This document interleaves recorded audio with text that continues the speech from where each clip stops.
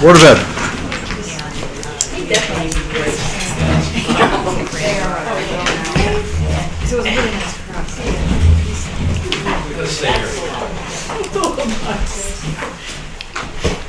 Okay.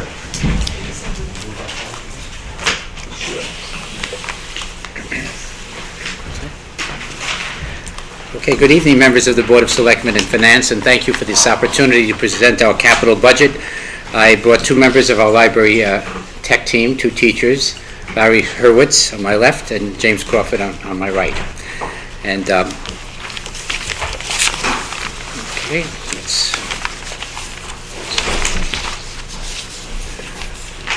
okay, in preparing this budget, our focus is on supporting our technology initiative, which is very, very successful thanks to your support. And you might say, what impact has technology had on our school? Well, again, with the support of the Board of Selectmen, Board of Finance, Board of Education, over the years we've become a primary school as far as advanced technology, use of technology at our school. And this is manifested by the work that the children are doing in the classrooms. We see it on a daily basis, types of work that they couldn't do without using the tool of technology. Also, we have had over the years a stream of visitors to our school to see what's happening, and that's an indicator. And we're very proud of the fact that several of our staff members have been regional presenters and are turned to for advice and counsel. Now, you've heard this quote before, but I think it's worth repeating. David Warlick, a national educator, has mentioned so often that the technology has become the pen and pencil of our time, and it's the lens through which we experience much of the world. And especially for our children, their world and the world that they're going into. So it's an essential part of their education. What's happening in the classroom, I'm thrilled about what's happening in the classroom, and I'll have Larry and James talk a little bit about it. One of the initiatives that we've been working on the last few years is the Google Apps for Education. And this year right now in grades 5 and 6 and shortly in grade 4, the students have Google accounts, not Gmail mail accounts, but ones where they can access Google Drive. So they're able to create documents, slideshows, spreadsheets on Google, so it's stored in the cloud. What this means is that the idea of the homeschool connection now takes place much better because they can go home, log into their computer at home, pull up the same documents they worked at school, and they can't say that the dog ate their homework because it's online, and maybe Google ate their homework, but definitely the dog didn't. So it really strengthens that homeschool connection. At the same time, working in Google, the children can collaborate with each other, and collaboration is one of the key indicators of success these days in people and in students and how well they can work in the future with others. The teachers can provide feedback almost instantaneously because papers don't have to be handed in and handed back. Everything is done in a digital workflow. And our iPad initiative has really leveraged the power of this because now students have, right now in 5 and 6, 4, but talking about Google Apps, the 5th and 6th graders have the iPads right at their hands. Okay, they're in the classroom. They don't have to book time in a computer lab and leave the room and go work somewhere else. So if they're working on science or they're working on social studies, they can get the iPads out. They can do their work. So we found the iPad to be really a tremendous tool in leveraging this type of app. One of the other great projects that we've been having is in 2nd grade. They studied the life cycle of a seed and soil, and what they've been doing in work with Karen Stebinger, our science coordinator, is bringing the iPads to the Science Center and documenting through an ebook and taking pictures, making drawings on their iPad, creating a whole ebook to show their knowledge and what they've learned about the life cycle of a seed and soil. And then they make a kind of a book trailer, a soil trailer, and it shows the whole life cycle of a seed as a movie. And they package this all together as a nice ebook, which they can share with their classmates. They share with the parents that come in, and they can have that authentic audience of really showing what they know to their peers.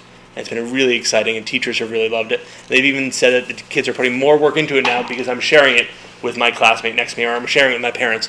And they're going back as second graders and rewriting. So it's a very exciting thing that they are able to do.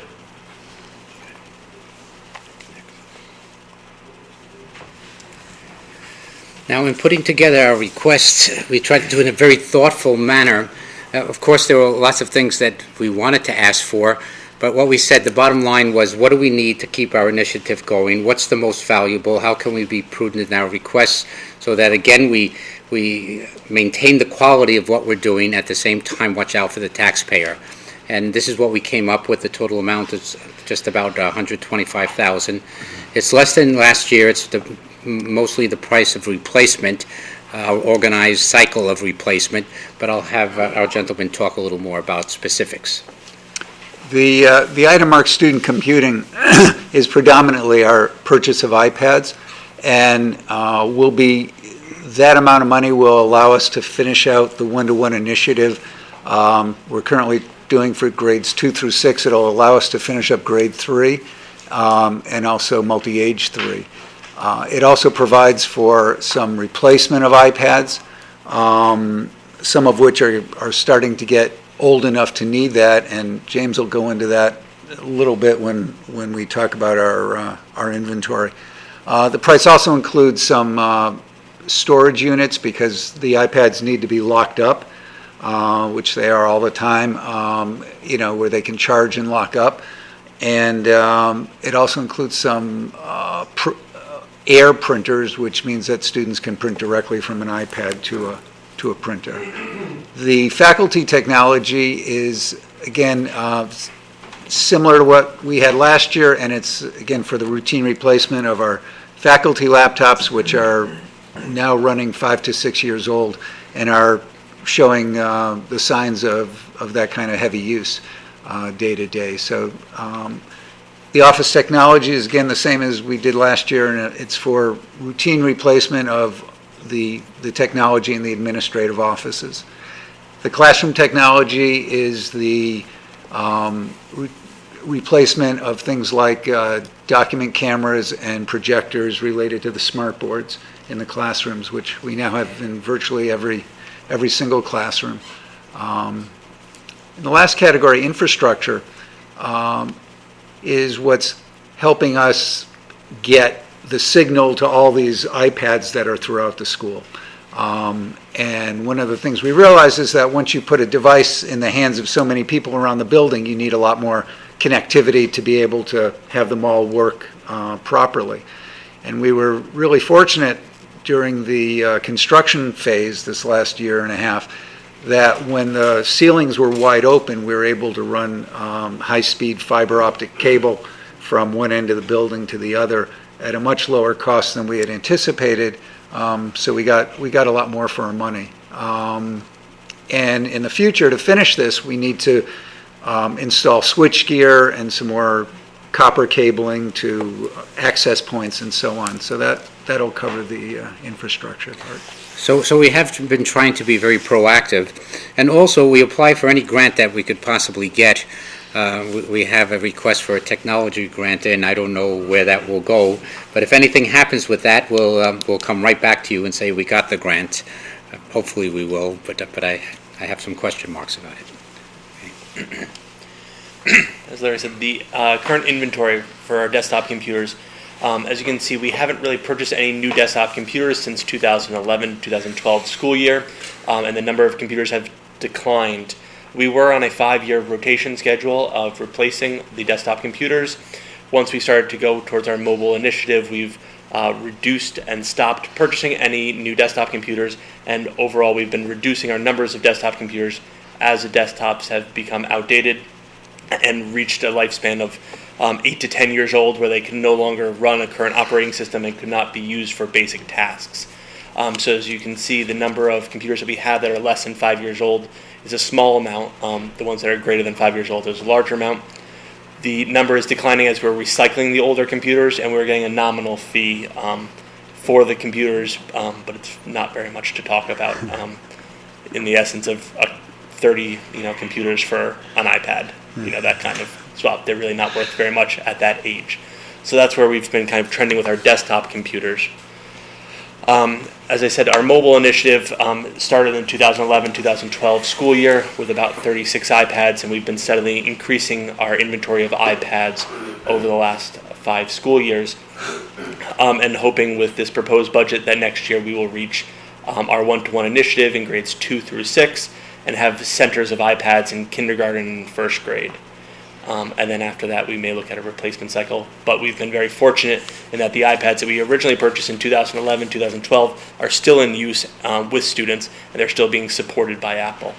So we're going to continue to use those as best we can as long as they're supported by Apple. Okay, in making our second request, first of all, I'd like to acknowledge the tremendous support the town has given us through the STEEP grant and with the repaving work in the south and the sidewalk repair. Ms. Scalator, we thank you for your role in that, Mr. Genovese, and anyone on the town side that made it happen. It really was a nice addition. And again, we promised long ago, and we want to keep our promise of being good stewards of the land. So the next request is really to put something on the radar. We know the town has a certain amount of money to spend and so on, but as long as you know that there's something on the radar, it's for your consideration. There's an emergency access road right in that, that's in the north end, and it leads right behind the A wing, the A classrooms. And it's the pavement it's crumbling. It hasn't been touched in decades, and our fire department has alerted us over the years that we should take a look at trying to widen the road too, in addition to repair. That would be approximately $40,000, but again, that's to put it on the radar. Okay. And that's the one We- that That's for the access road. Yeah. So again, we thank you for your support, and if there are any questions, Did you ask if that was for fiscal year 18? Because I see it on my chart as 17. oh no, that's for next year. I'm sorry, I didn't hear that. It must be, okay, now I see it. It's for next Got it. year. Okay. Where is this, the asphalt, is that what you just showed us? Yes, That's, that's you want to right. replace that? That's- 40,000? That's about $40,000. Okay. So that should go after the, As opposed to the sediment, and that's another, Yeah. that's a year off. Yeah. Okay. That's correct. That's correct. Is that 40, how much is that road used? I understand the fire department concern, but is that used on a daily basis? There's not regular or- traffic. Again, it's to put it on the radar. We have been reminded about trying to widen it by the fire department. So that's our main concern, and eventually it should be repaved, but again, it's when the town has the money for it, or we have the money for it. Maintenance access. Yeah, it's maintenance access too, so it's not regular traffic, but it's a road that's used. And could I ask again about the iPads? Fifth and sixth graders each have an iPad assigned to them? Do they take them, and they take them home? They do not take them home Just for currently. school? And you're looking to expand one So- iPad per child to, So currently this school year, by the middle of school year, grades 2, 4, 5, and 6 will have a one-to-one assigned iPad. Grade 3 will have carts within there. Dr. Stella alluded to a tech grant that we applied to in the spring that was supposed to be voted on by the State Bonding Commission over the summer, and that bonding commission has been pushed back the meeting, so we haven't heard whether we're getting that, and that would be another about classroom set of iPads if we got that grant. How much is that technology grant? I believe it was about $20,000. Thanks. But the children are doing amazing things. Again, we emphasize that we're using technology as a tool, not as an end in itself. Our teachers are important, and hands-on things and crayons are still important, and books and things of that sort, but technology's been a wonderful tool for them. And I use the quote, which I've used before, to just, again, remind us constantly that it's a new environment, just the way we used pen and pencil and paper before. Children are using this at the youngest ages. We're very fortunate we can invest, because it's the most important we invest in that technology at that age. Just puts them so far ahead as they move forward. Angela, Probably one of the best investments. in Andy, education. you know the real world. You've been out there, so it's, you used to travel. So, It's not getting any easier, it's getting more and more competitive. true. And that's just the way we stay ahead of the curve. Thank We you. don't do this, we can't stay ahead of the curve. I couldn't say that. One question, Dr. Stella, on the I heard you say a couple of times, put it on our radar, but it is on our budget request for this year. Yeah. Which would mean maybe getting work done sometime in the next summer or beyond. Safety concerns, I know that's the pathway that the children use for after-school activities and people get picked up and parents and so on and so forth. Is there a safety concern with it? Or is it something that you're saying you're putting on our radar because in the next few years it needs to get done? I think there's a safety concern too. Can trucks get through now? They can, but when it's brought to our attention by the fire department, it's been brought to our attention several times, and it's something that I have to bring forward for action on.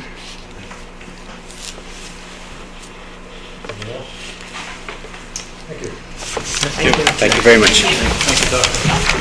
Thank you so much.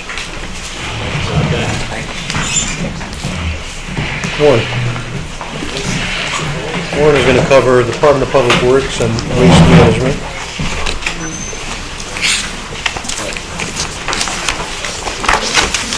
Good evening, everybody. You? I think the order of your sheets starts with the equipment line item.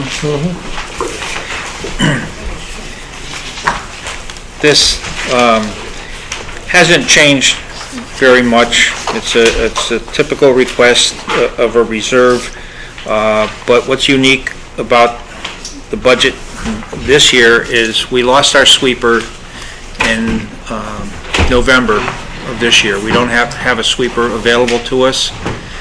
And in discussions with Mr. Genovese, we're talking about a lease purchase rather than an outright purchase. So the monetary side of what you see, we have a reserve balance, and then from your FY17 out to FY20 would be basically covering the lease over the term of, acquiring the sweeper. The sweeper will be different than what we've had in the fact that it'll be a mobile sweeper, meaning it's truck mounted.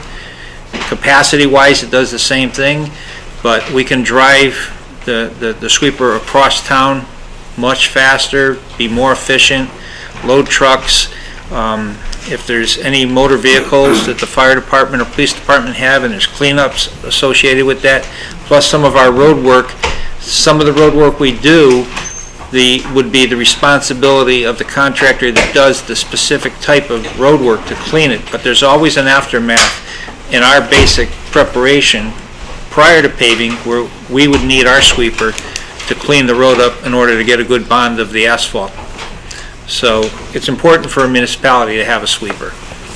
And looking at the outright purchase, it's kind of hard on the budget to ask for the monetary side of it because the initial budgetary quotes are $250,000.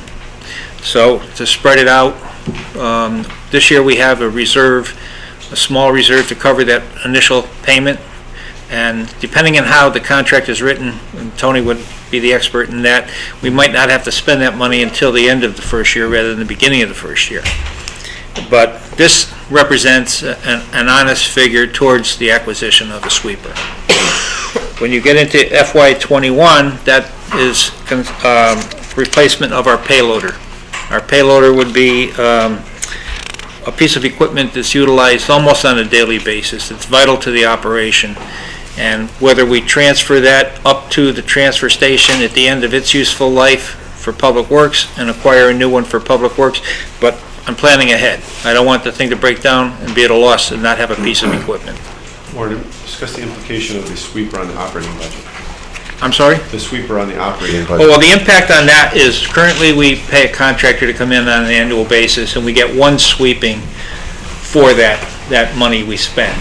That would be eliminated. We would do the maintenance that's usually done out of the operating budget. We would do it ourselves. We wouldn't depend on the contractor for that. Was that around 30,000? About 30,000 a year.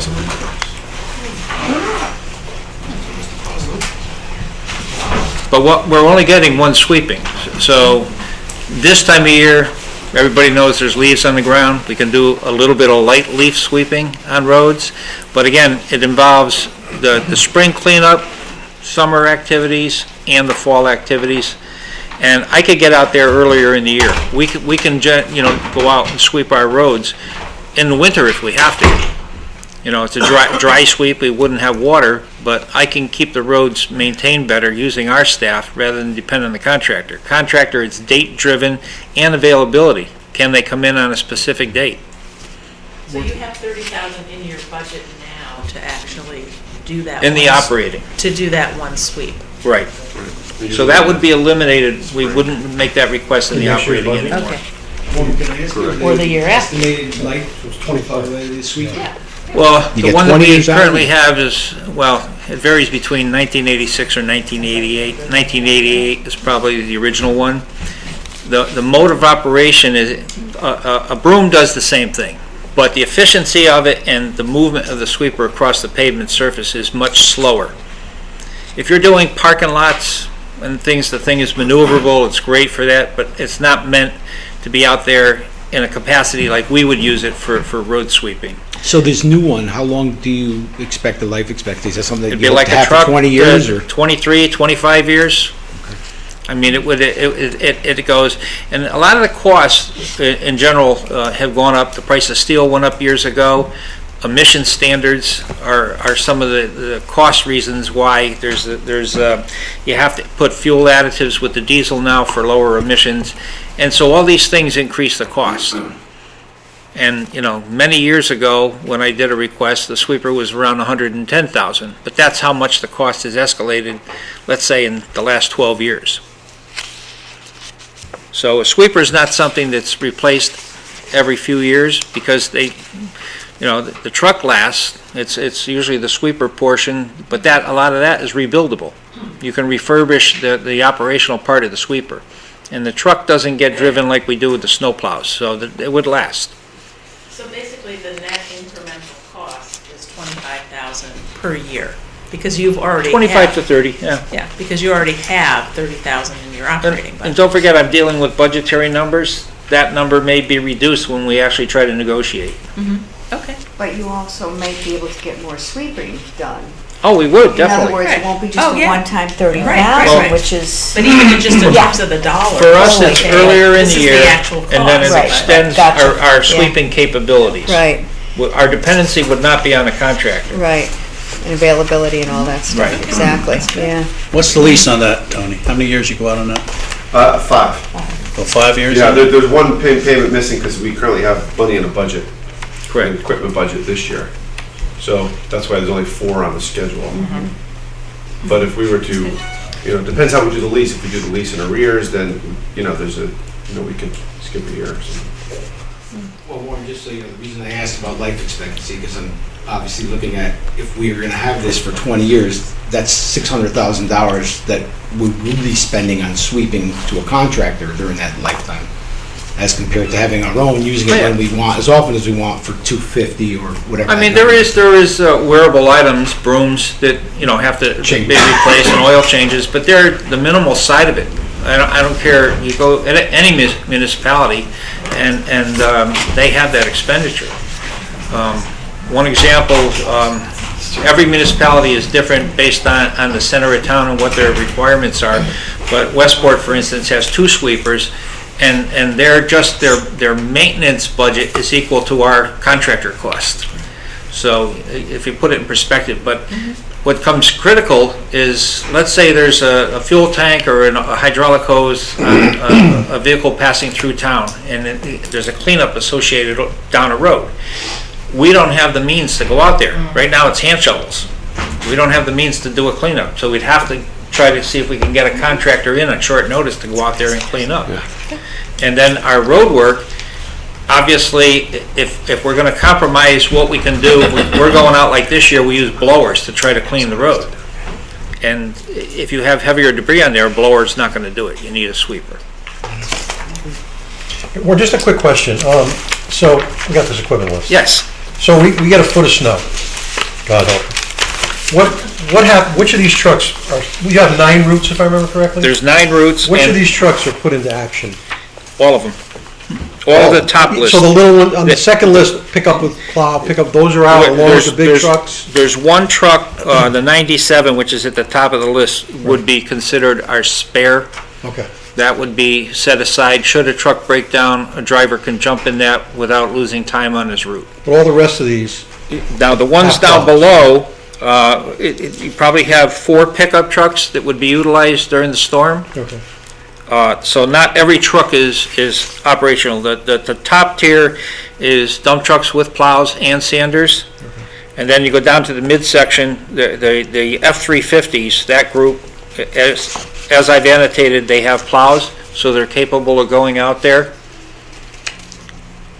So there's the mechanics that would utilize them, the foreman, myself, so we would utilize these during a typical storm.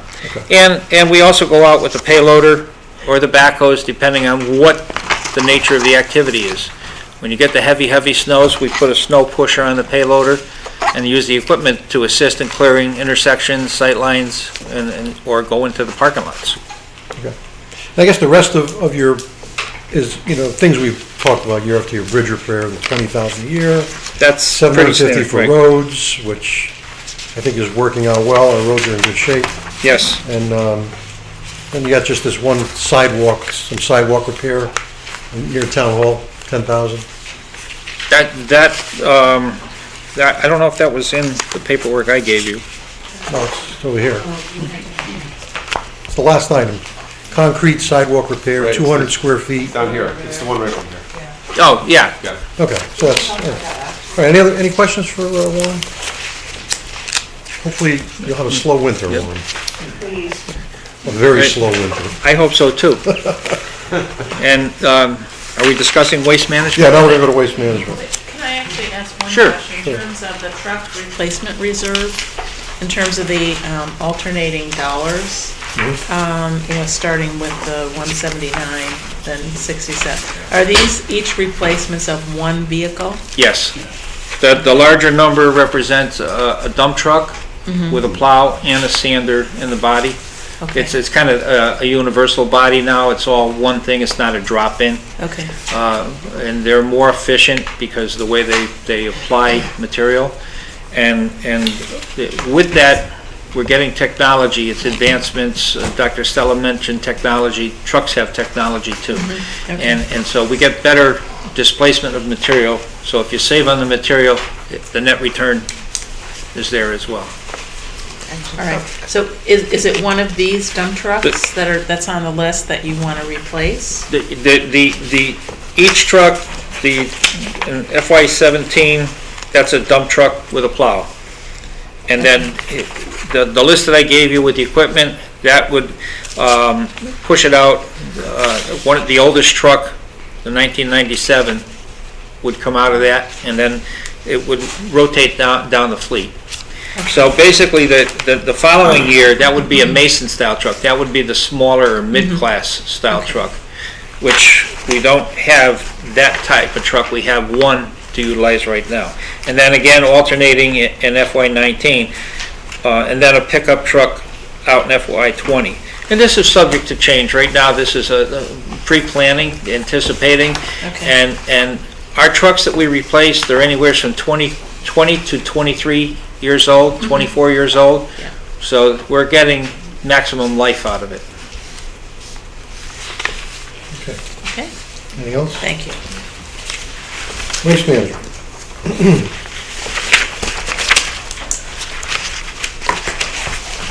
Doesn't look like too much.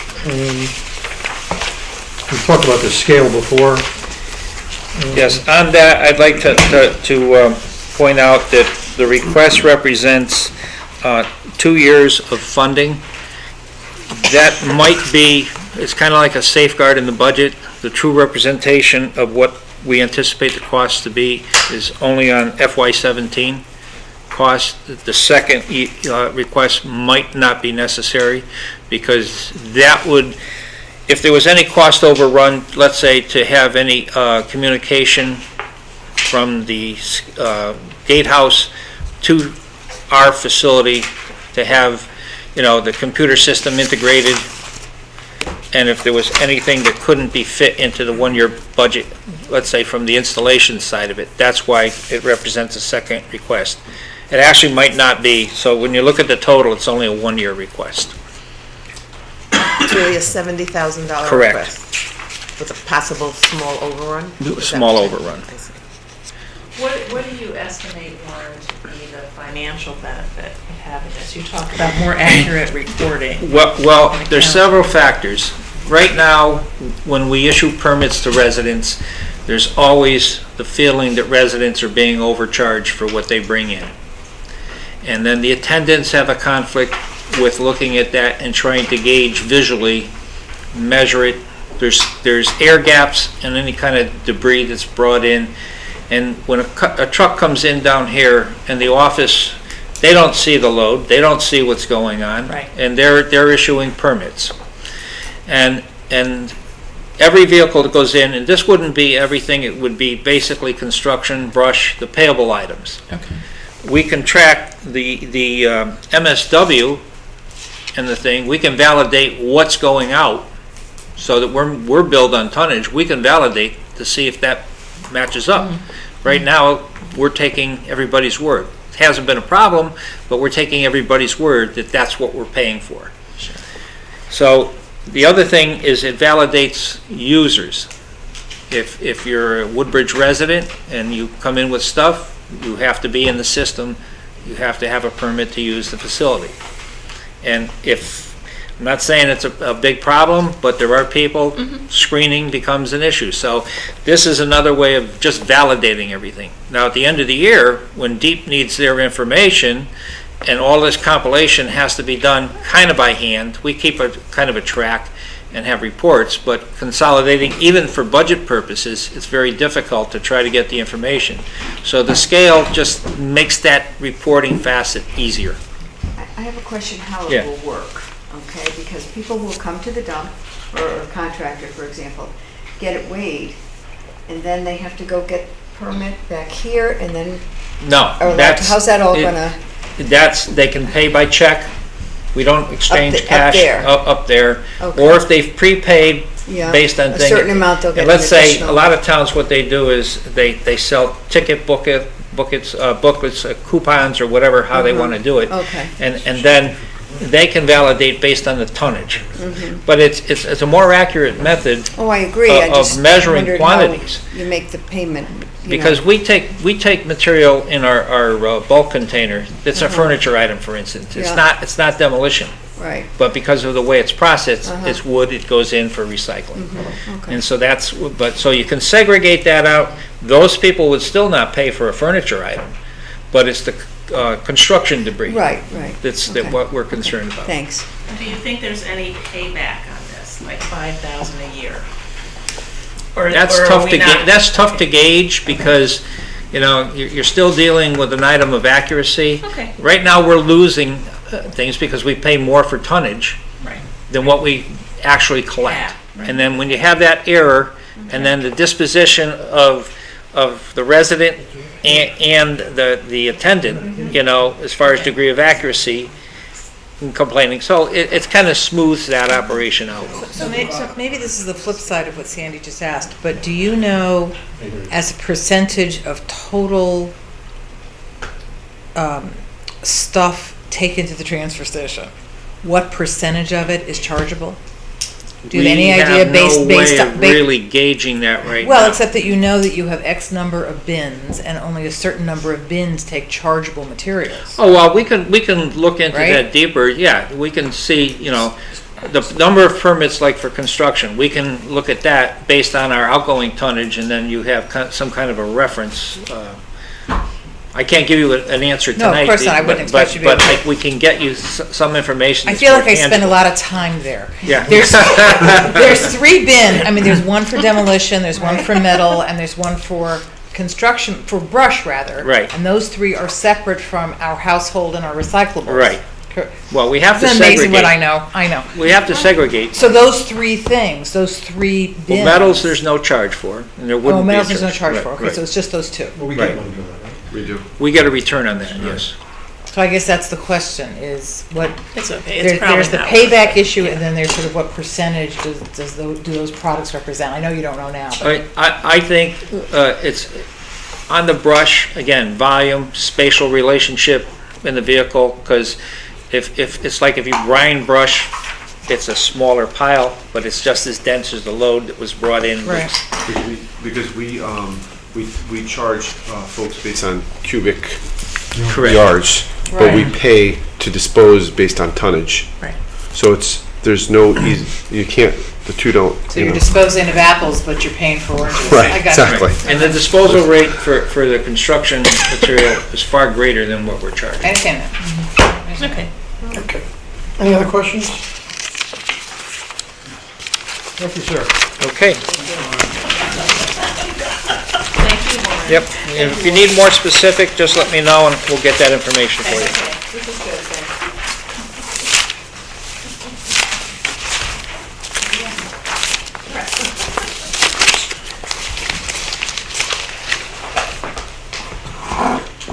It's probably isn't the best time, but I talked to Tony about this today to say this, but keep in mind as we go through these, as we move into next year, we're facing this year a $250,000 shortfall perhaps in the education budget, Beecher, which is going to have to be added to the 2016-17 budget. And Amity, with a tremendous increase of 7 students, but because Bethany and Orange have a decrease in students, our percentage is going up by 1%, which will probably mean about $500,000 we're going to have to spend on Amity. So we're going into all this looking at about $1 million for education costs between this year and next year. So keep that in mind. It's going to have an effect on our decisions. So I should have said that at the beginning, but we got started a little late. Okay, Sean.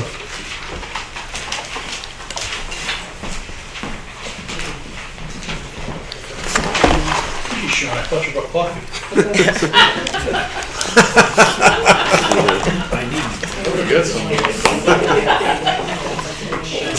Donuts? Yeah, Not the it's back submitted one. with your It looks like package. the Oh, it's submitted? Yeah, and so it's in everyone's binder. Flat on the What, this year? All these? The year numbers? At the end, the replacement plan, Yeah. yeah, that, right. Yeah, we got that. I'm going to hand these out. These are the PowerPoint that you guys watched back in July that we presented, so we can go through the trucks. The first few pages are basically air packs, some of the equipment, what we do and how. Thanks, Sean. Once you get to the post-it, then we start seeing the trucks. So I just made a mark so we can all basically start at the same point. Thank you.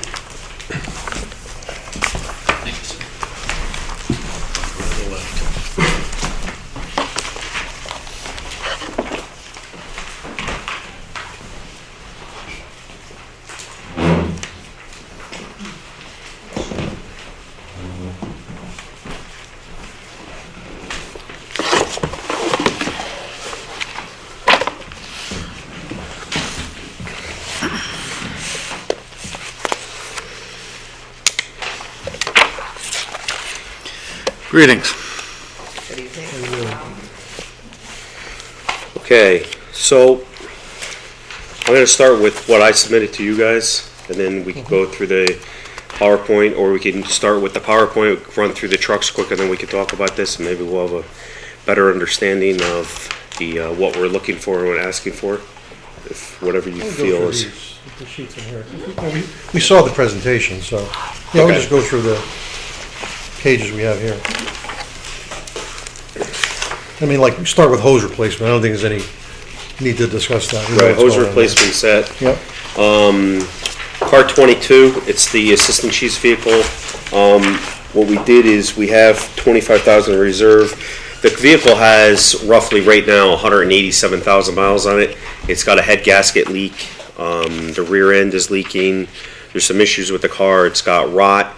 It's it's an 03 Ford Expedition. We'd be looking to replace that this year. We're going to start dumping quite a bit of money into a vehicle that's not worth it, not reliable.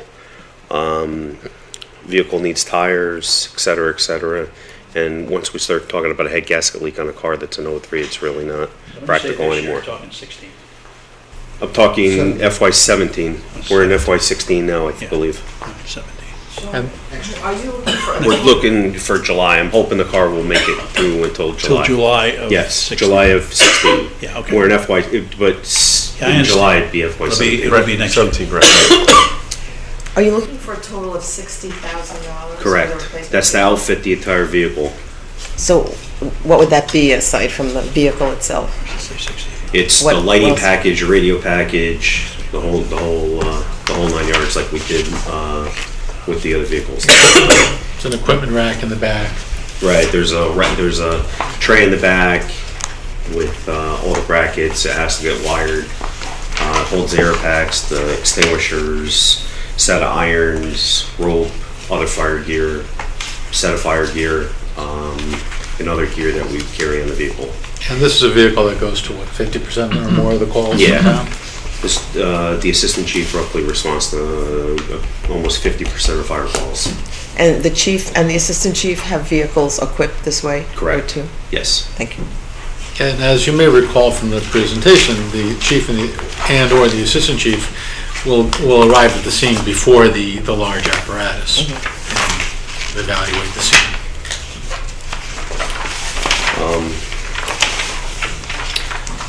If we could skip maybe to the ladder truck until the... Yeah, let's talk about the trucks when you're through all the other stuff. Okay. What page are you on now? Engine 7 are the air packs. Again, I don't- Engine 7 is pretty self-explanatory. We're gonna be taking delivery on Engine 7 hopefully in the next couple of weeks. So we already have some money in reserve, and we'd be looking for the rest of the payment for the end of next year. So we'd have the truck and we'll pay for it in arrears. So that payment wouldn't be due until next fall, I would say. Correct, yeah. No, wait a minute. Engine, what do we replace, there's one coming in any day now. Engine 7. Yes, That's Engine this 7. one. Oh, that's this one. Oh, so this is just the numbers that. These are the numbers that are going outward. So we've already accounted for that. Exactly. Oh, okay. Yes. Well, you approved the lease at your last meeting. So this is the one that's coming in. You got it. But no payments have been made This is yet. how this is the lease we're gonna be doing. Correct. When you take delivery, is it still going to be called Engine 7? Yes. The old Engine 7, we have a trade-in of $32,000 for it. Okay, so it'll it take- remain as Engine 7. It's gonna remain Engine 7. Okay. We're changing trucks. The Okay. name stays the same. Everybody's run out of numbers. We're not like the... We don't retire the Engine truck. 7 2.0 or something Yeah. like that. Okay, all right. Okay, the next one is air packs. Is that what you're on? Yeah, I don't think that. Okay, the air packs are self-explanatory, 15-year life. They're up. We're not buying them next year, we're buying them the year after, but we need to set the money aside for that. Engine 3. That's down the road. Engine 3, it's down the road, but what we did is, it's a 1989, it's 26 years old, and what we did is, you look at it in FY '22, and we're kind of jumping ahead. When we did the presentation, it was told to Tony to come up with a number or way to pay for these things. So what we did is Tony came up with a schedule on how to pay for the trucks as they come up. And as you can see in that schedule, the truck, when we order a truck or we decide to move forward with a truck, we have a year basically to design the truck, send it out to bid, look at the bids, and then come back with our recommendations. And then by the time we sign a contract, that all happens within that year. And then it takes 1 year to build the truck. So we're 2 years out before we actually get delivery of a vehicle. And we even learned that by going through Engine 7. We came, and 2 years ago, you've approved to committee to go move forward to design it and purchase it and move forward. And we don't even have delivery on that, and that was in November of last year, or 2 years ago.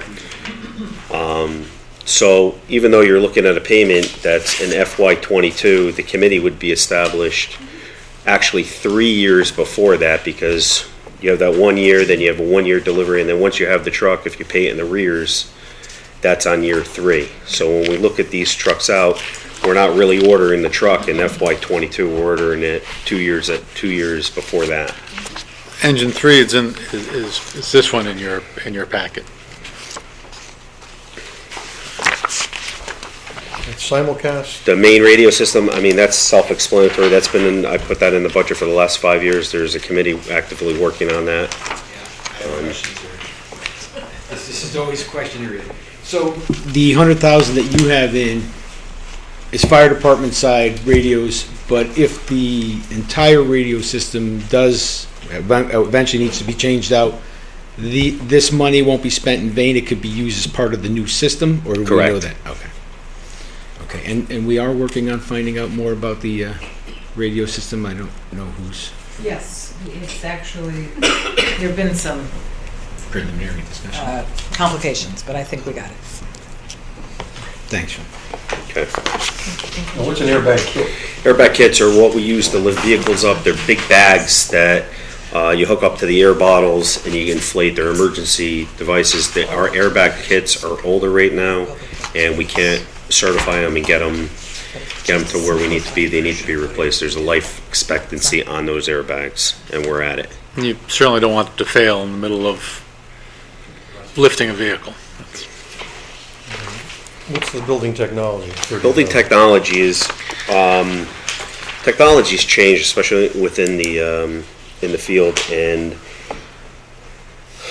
this building technology is it actually incorporates two things. We have switches in the firehouse, and we need to switch our switches to a gigabyte switch, because our other switches are failing, and it's a costly item, especially when we get to our operating budget, because our IT people are spending more and more time trying to diagnose and fix the problems with the current switches that we have, and they're recommending that we switch to gigabyte switches within the building, and those should last 20 years, they're saying to us.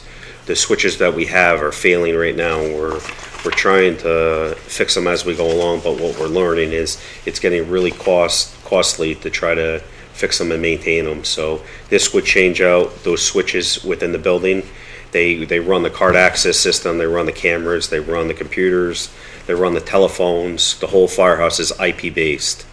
So that's the switches, everything runs through these switches. And then the building wireless we're having issues with, and they're looking to upgrade our wireless system within the building.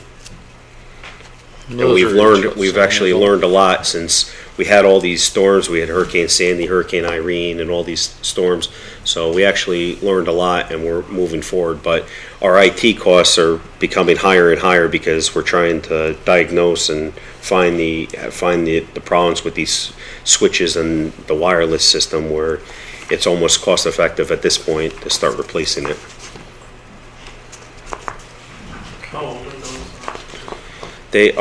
We moved into the bid, they're actually 08. Okay.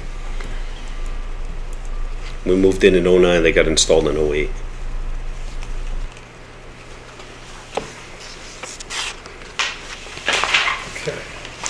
Okay.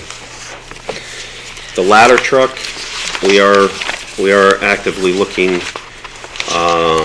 We really do need some direction on this. The ladder truck's going to be 41 years old in another year. We need to, in FY17, we need to replace this. We did the presentation back in July. After the presentation, there really weren't any questions. I think it was more for you guys to more take it in and maybe think about it. And I think I don't really know where else to go with this, so I'm more looking for you guys. We have a ladder truck committee formed. We haven't actually met yet, but what we usually do in something like this is we usually have some type of consensus on how to move forward here.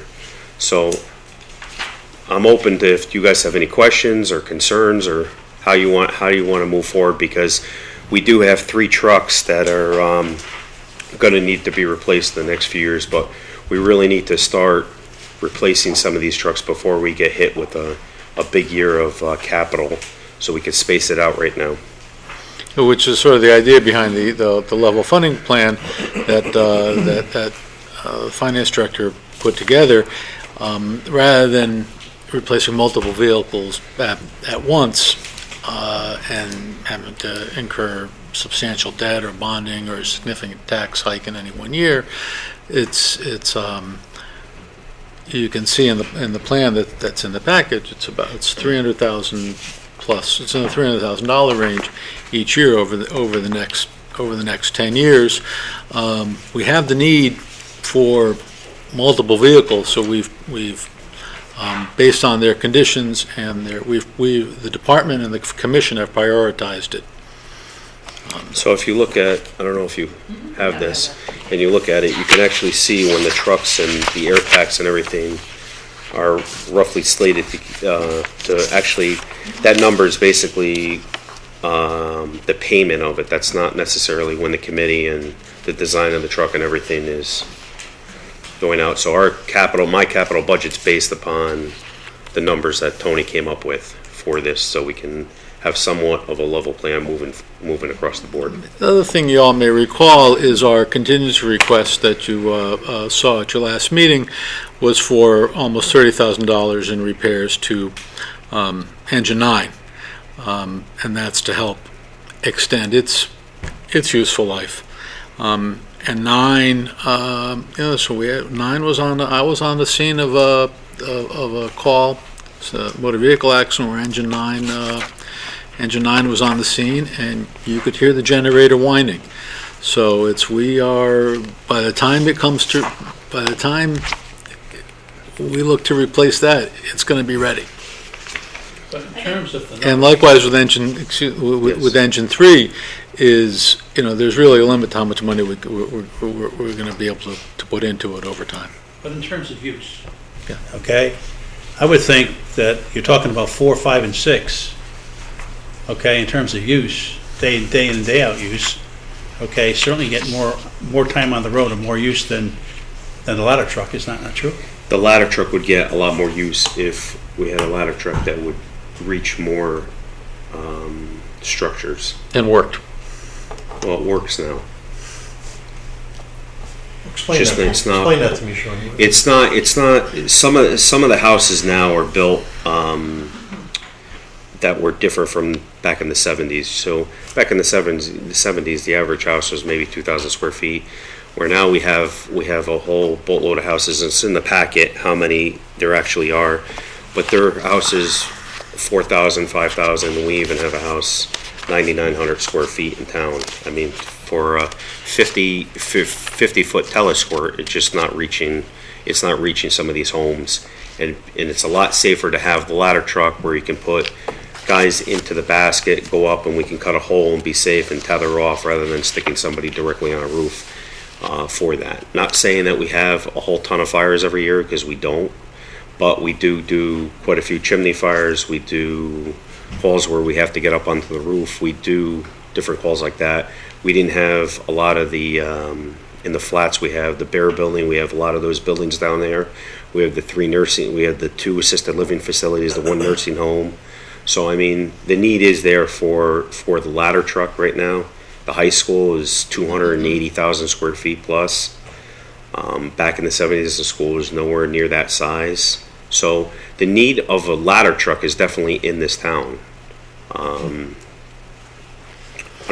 I would suggest there's 2 different aspects. One is the being prepared for the catastrophe. Right? If we need to evacuate one of the nursing homes, or the second story of the high school, and a ladder truck is would be needed for that, and the existing one is not big enough for that. But the other more common use that we know we will have a regular use for is a chimney fire, and that goes to not just public safety, but it goes to firefighter safety and risk, and minimizing risk, and minimizing the potential for injury. And chimney fires occur in the winter when many of our roofs are covered with snow and icy, and it would be a tremendous benefit for firefighter safety to have a functioning ladder that could reach a 35-foot chimney, which our existing one cannot.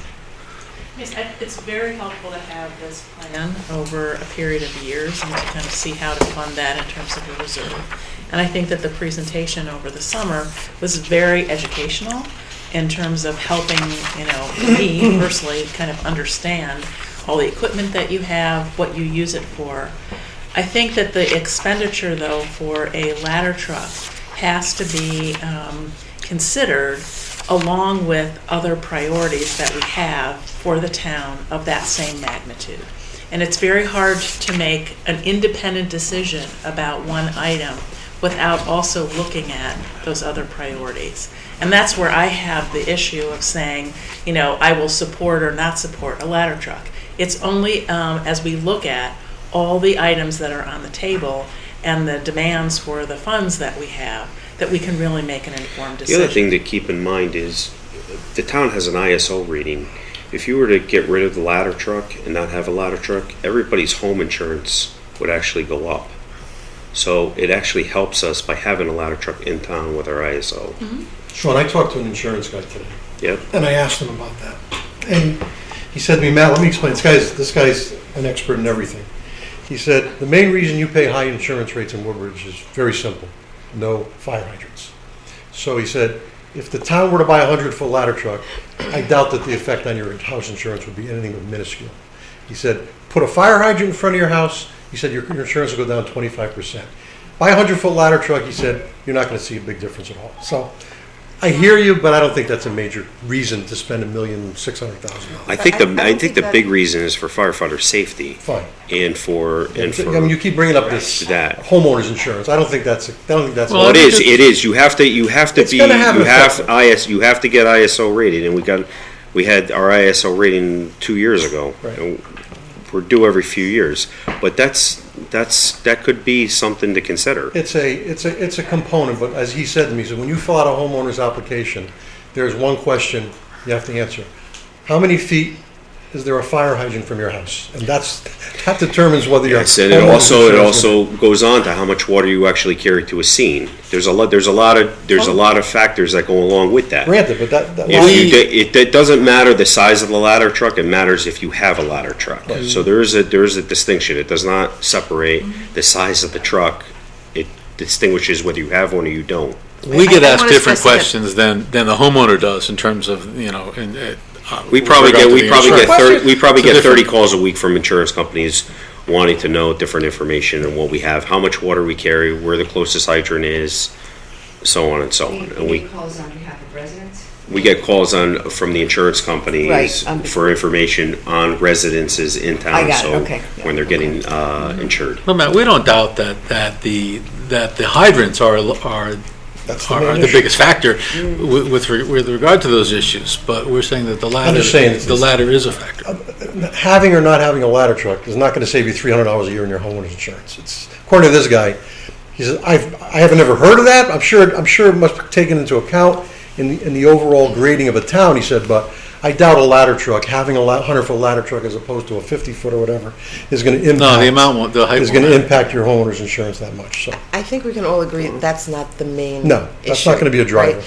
The issue is, looking at this chart, there are 4 fire engines that you see needing replacement in the coming years. And I agree, it was very helpful to have Tony lay it out this way.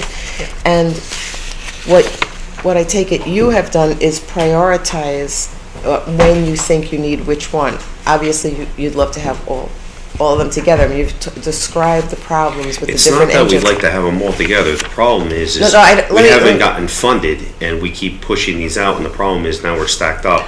We're pushing trucks. We have a truck 26 years old. We have another truck at 40 years old.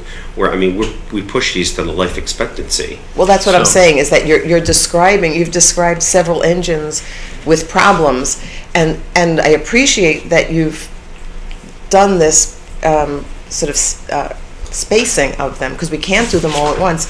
And I think what we need from you and what you've given us here is how you prioritize the need, which ones need replacing first.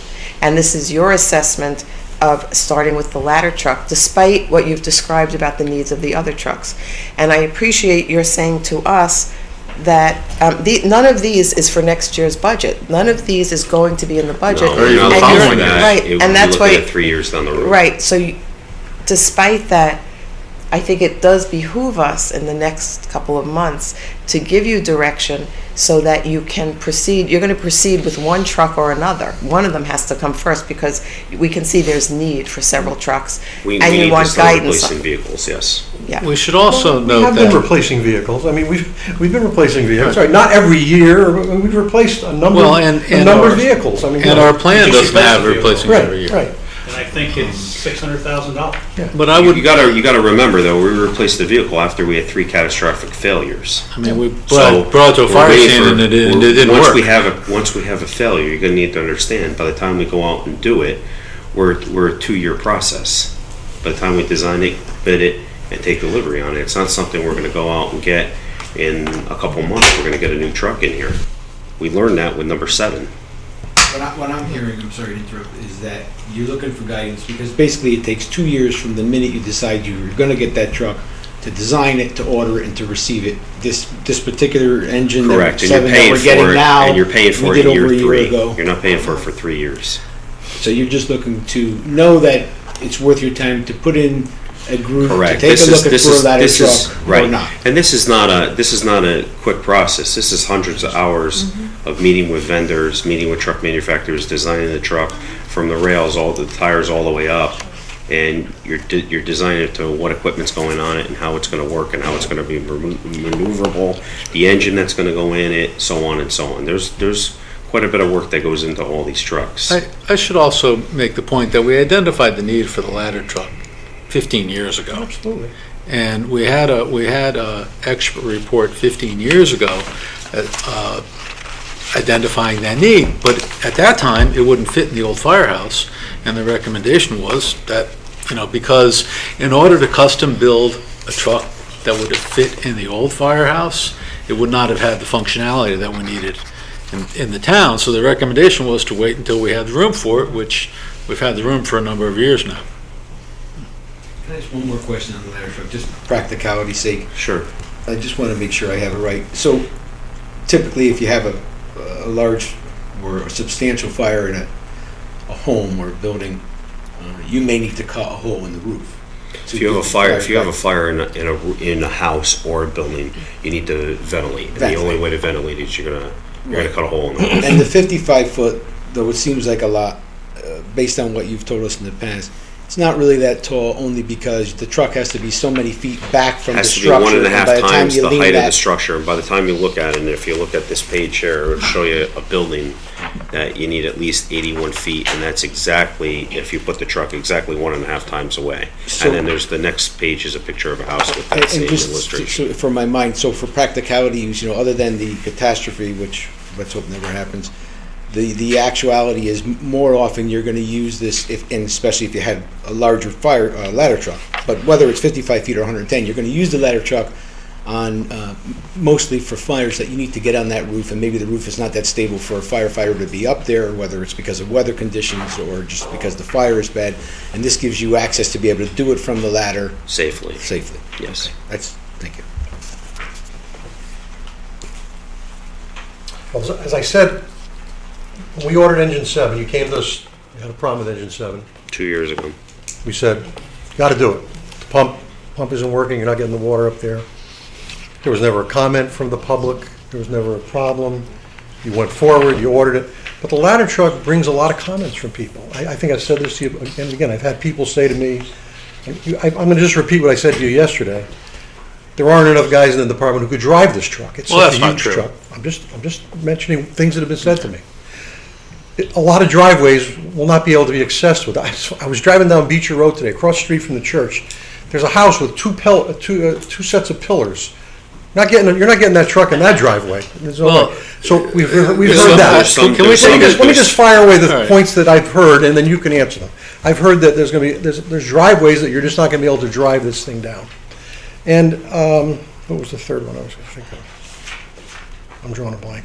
Used trucks, maybe. Well, I think Andy might say something about a used truck. No, there was another point about this, about the ladder truck. I'll think of it later. But start with those 2 points. There's a fire at 2 o'clock in the afternoon. You need somebody to drive it. Can anybody just jump in that thing and drive it? Anybody that's trained, yes, can drive that truck. You need to have a CDL, which the majority of our people have CDLs, and you gotta get trained, just like they're gonna get trained on number 7, just like they've been trained on the other vehicles. Or am I gonna just stick anybody in off, that comes in and stick them in the driver's seat? Absolutely not. They have to be trained, and you have to go through that process, which we're gonna be going through with number 7, the new truck that's coming in. In regards to the driveways can the truck get into every single driveway? Absolutely not. Can the trucks we have get into every single driveway? Absolutely not. There are some driveways, and I know the driveway you're talking about with the gates and the pillars on the side, and there's other driveways in town that have the same problem. We have a house that has got a bridge that I can't put a truck over the bridge because I'd be worried about the truck collapsing the bridge and going in. So there are going to be houses that we're not going to be able to get in. You're absolutely right. Do we buy equipment based on every single house? No, because it's really not, it wouldn't be practical. It wouldn't be practical use of it. So what you do is you take the majority and you take what your risks are and you try to mitigate those risks the best we can. And that's what we do, and that's what we have done for all the apparatus that we've purchased. I mean, I can't stop you from putting a gate at your driveway. If you put a gate at your driveway, right, one of two things. If you're not home and your house is on fire, we're probably going to end up ripping the gate down and getting through to your house. If the gate is too small and we can't fit a fire truck through, then we go to plan B, meaning we're going to start taking hose off and we're going to drag it down your driveway. And it's going to take us a few extra minutes to drag the hose and set up and try to fight the fire that way, where it'd be nicer to keep the engine close to the house and drive down the driveway. That's not always going to be the case, though. I can't base a truck, whether it be a ladder truck, whether it be an engine, the backup engine. We don't base how we buy things off of how people are building their homes, every single person. That's just not practical. Final point. And I mentioned this again to you yesterday. Someone said to me, I get comments about, like I said, all the other vehicles we've ever ordered, I don't think anybody even knew about Engine 7, other than they said, well, give me some examples in the last 3-4 years of a situation where not having a 100-foot ladder truck put either a resident or a firefighter in danger. It happens actually quite a bit when we got to stick somebody up on a roof. And when was this show? When was the last major fire we had in town?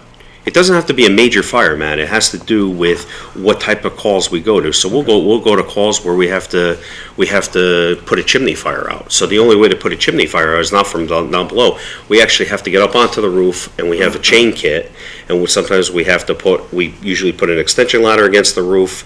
Then we climb up on the roof. There's another ladder with hooks on it. We throw it up around the thing, and then we go up. And sometimes we got to put another ladder at the peak to get up to the chimney, depending on how far the chimney is off the ladder. And we go up there and we got to stick a chain down and knock the fire out and get the fire taken care of. And then we come back down. So that happens quite a bit. You'd be surprised how many chimney fires we have in town, and how many other calls that you would use a ladder for. We use it quite a bit.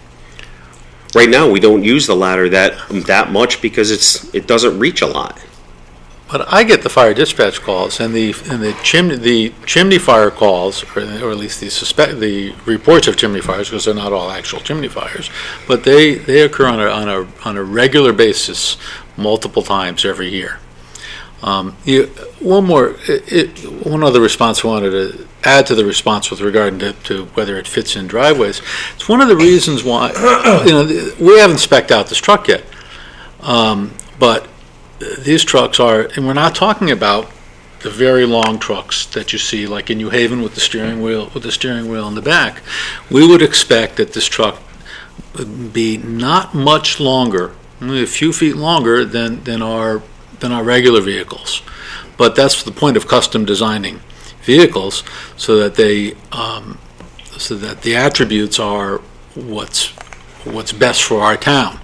Have enough horsepower and torque to get up our steep Peck Hill Road and Northrop Road and the other steep hills in town. To have the maneuverability with the turning radii and the overall size of it to be able to get down some of our narrower streets. And if we can't get it up the driveway, there is also depending on the house or the building, there's also the possibility of leaving it in the street and using the ladder and the hose that's with the nozzle at the end of the ladder to spray onto a fire from the distance. That's the advantage to having that kind of reach. So we don't necessarily need. It's useful even if we can't get up the driveway. So are you saying you never bring your ladder truck to a chimney fire? No, we if my have in chimney the past, and if we can use it, we will utilize it. If we can't use it, we don't utilize it. It might be on scene, and it might be sitting there, but we can't do Not every house is 5,000 square feet with a 40-foot chimney. There's a lot of ranches. You're right, but you also have to stay 1.5 times away from the house for your collapse zone. Once you start taking that into consideration, your 50-foot ladder truck really goes away when you have the length, the height. They're not all ranch homes either. No. There's lots of two-story. So maybe to help with the numbers, how often do you think you use the current ladder truck? And I realize if it was in better shape and we had more, I don't have the ladder collapsed in a better way. Of my head. But in the course of a year, just a guesstimate, we use it 5 times, 25 times, for The whatever. truck we purpose have now, Yeah. we probably use it. You know what? I don't even know. I couldn't even answer that. Not as often as we should. Right. I understand what you're saying. That's the Just dilemma in terms of I'm our sure there battle are order and when times it's that supposed to it's roll. nice, yeah. Well, lots of towns around us have ladder trucks, right? Bethany has one. Oh, Bethany's isn't there. Bethany just got rid of their ladder truck because it went, but the only big structure they have in town is Ladder Creek. Well, I'm sure they have big houses too in Bethany. Okay, so other towns, how frequently do they use theirs when they have modern trucks? What's that? Other towns that have ladder trucks, Mm-hmm. how frequently do they use theirs? It all varies. I don't have Well, I mean, take a Orange, specific Paul. number. Orange has the post road, so I mean, you gotta have a 100-foot ladder truck. If you're patrolling the post road, they've got Right. office buildings, they've got medical buildings, I mean, it's a totally different. We have And it's two assisted width, living not just facilities height, in the too. nursing That's home. right. Yeah, we do, and there's We do, sprinkler. and I know you said sprinkler, as I was leaving the house tonight, there's a thing on the news, and they showed the effect of sprinklers on a fire. West Haven Fire Department put on a demonstration about sprinklers, and they showed a facility without a sprinkler and how it burned. Then it showed a facility with a sprinkler and how it knocks the fire down. So, I mean, all these buildings you're A talking sprinkler about. gives you a chance of getting out of the building safely. Right. Let me give a plug. It If you had come to doesn't- Fire Safety Day, you could have seen a It demonstration like that. doesn't necessarily put the fire out. No, but it definitely helps. So, I It mean, when you does, talk but the about these majority of our buildings- buildings in town don't have sprinklers. Right, well, but the buildings you're talking about have sprinklers. Listed facility, the assisted living facilities. Yes, but all the commercial buildings in Lender town building. don't have sprinklers. Some of them are partially sprinkled. Obviously, I went online looking for used 10-foot ladder trucks. And I found a lot of them. And I found a lot of them were 3, 4, 5, 6 years old. Some with as low as 13,000 miles on them. And these trucks were almost half of what a new truck, this $1.4 million truck, is going to cost. Now, these trucks aren't 10, 15 years old. These trucks are 3 to 5 to 6 years old. So why is somebody getting rid of them? why are they So I getting can rid of tell, them? right. Why are they getting rid of them? Maybe it's Yeah. because they're downsizing. Who knows? A lot of You'd have to- these you'd have towns to are running out of determine that. money. You'd have to determine that. You have to determine that. Obviously, you'd have the truck Find going out. through. By itself, that information. Usually if you get rid of a truck, there's an issue with the truck. You're not downsizing. Nobody really downsizes a fire department. Wow. Nobody's taking buildings down or houses down, and you're gonna downsize the fire department. It's more based on, there's an issue with the truck. Now, I can tell you, you could go online, you could buy a truck that's probably 10 years old. Like the city of New Haven, I think changes trucks out every 9 or 10 years. They don't hold trucks, we hold trucks 25 years old. So when you look at apples to apples, Yeah, well, that's what we looked at. they can I mean, afford to we change looked them out at- every 10 years, but they have a very difficult time paying their bills. We pay our bills. Well, the And this- question would be, well- for me, if we could find a used truck that was reasonable, could it be customized at a reasonable enough cost to still save a lot of money? Here's Be the a truck problem. that Here's we the can- problem with used equipment and demo Yeah. equipment, and we've been this route before. The problem is you got to be able to act within 30 days. You got to be able to make a deal within 30 days. The way our structure's set up in town on a demo truck and even a Demo's used. a new truck, right, that hasn't been used used before? A demo could be a demo truck coming off like the circuit, like they take a truck and they go around the country and they show it off and they do that. And what would be the discount on that truck? It all depends on the type of truck you go and the options on the truck. On the average, it's probably 15 or 20,000 bucks. Sometimes, That's not. you look at it, some departments look at it, it said $20,000 savings. And then you drive the truck around the country, you work the bugs out of it.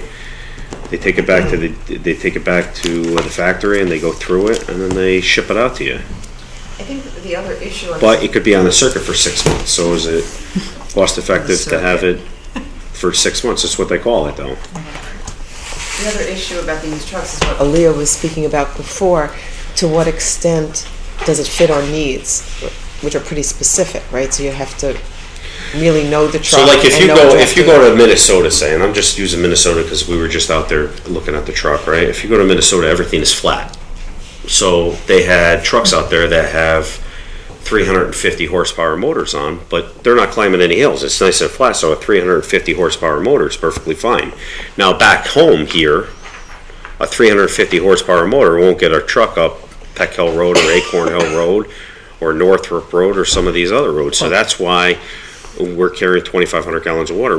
We put a 600 horsepower motor in the truck to get it up the hill. And we know that because they brought a demo truck here a couple of months ago and had a 400 horsepower motor in it. And they drove it around and it was underpowered. You could get out and walk faster than it went up Peck Hill Road. But to Andy's point about, I don't know the answer to this one way or the other, but are there warranty issues that? Yeah, you can buy, I'm sure you can buy extended warranties on anything. Well, I'm asking, I mean, if you get a new truck for $1.6 million, I mean, I assume there's a lot of protections associated with that. Can you buy warranties on used equipment? It all depends on how old the truck is. And who's selling it. Right. I think to summarize where I'm coming from, maybe, is this. I'm trying to think of the vehicles you most recently ordered. The rescue vehicle, there was a little issue about the bidding process. You got a tremendous That was a demo truck that rescue we did. vehicle. I'm just saying, but everybody supported it. Let's just get this out of the way. We got it out of the way, you ordered it. Engine 7 came up. I'm starting to learn these numbers, which is scary. Engine 7 came up. The pump failed. Ordered the new. There wasn't any problem.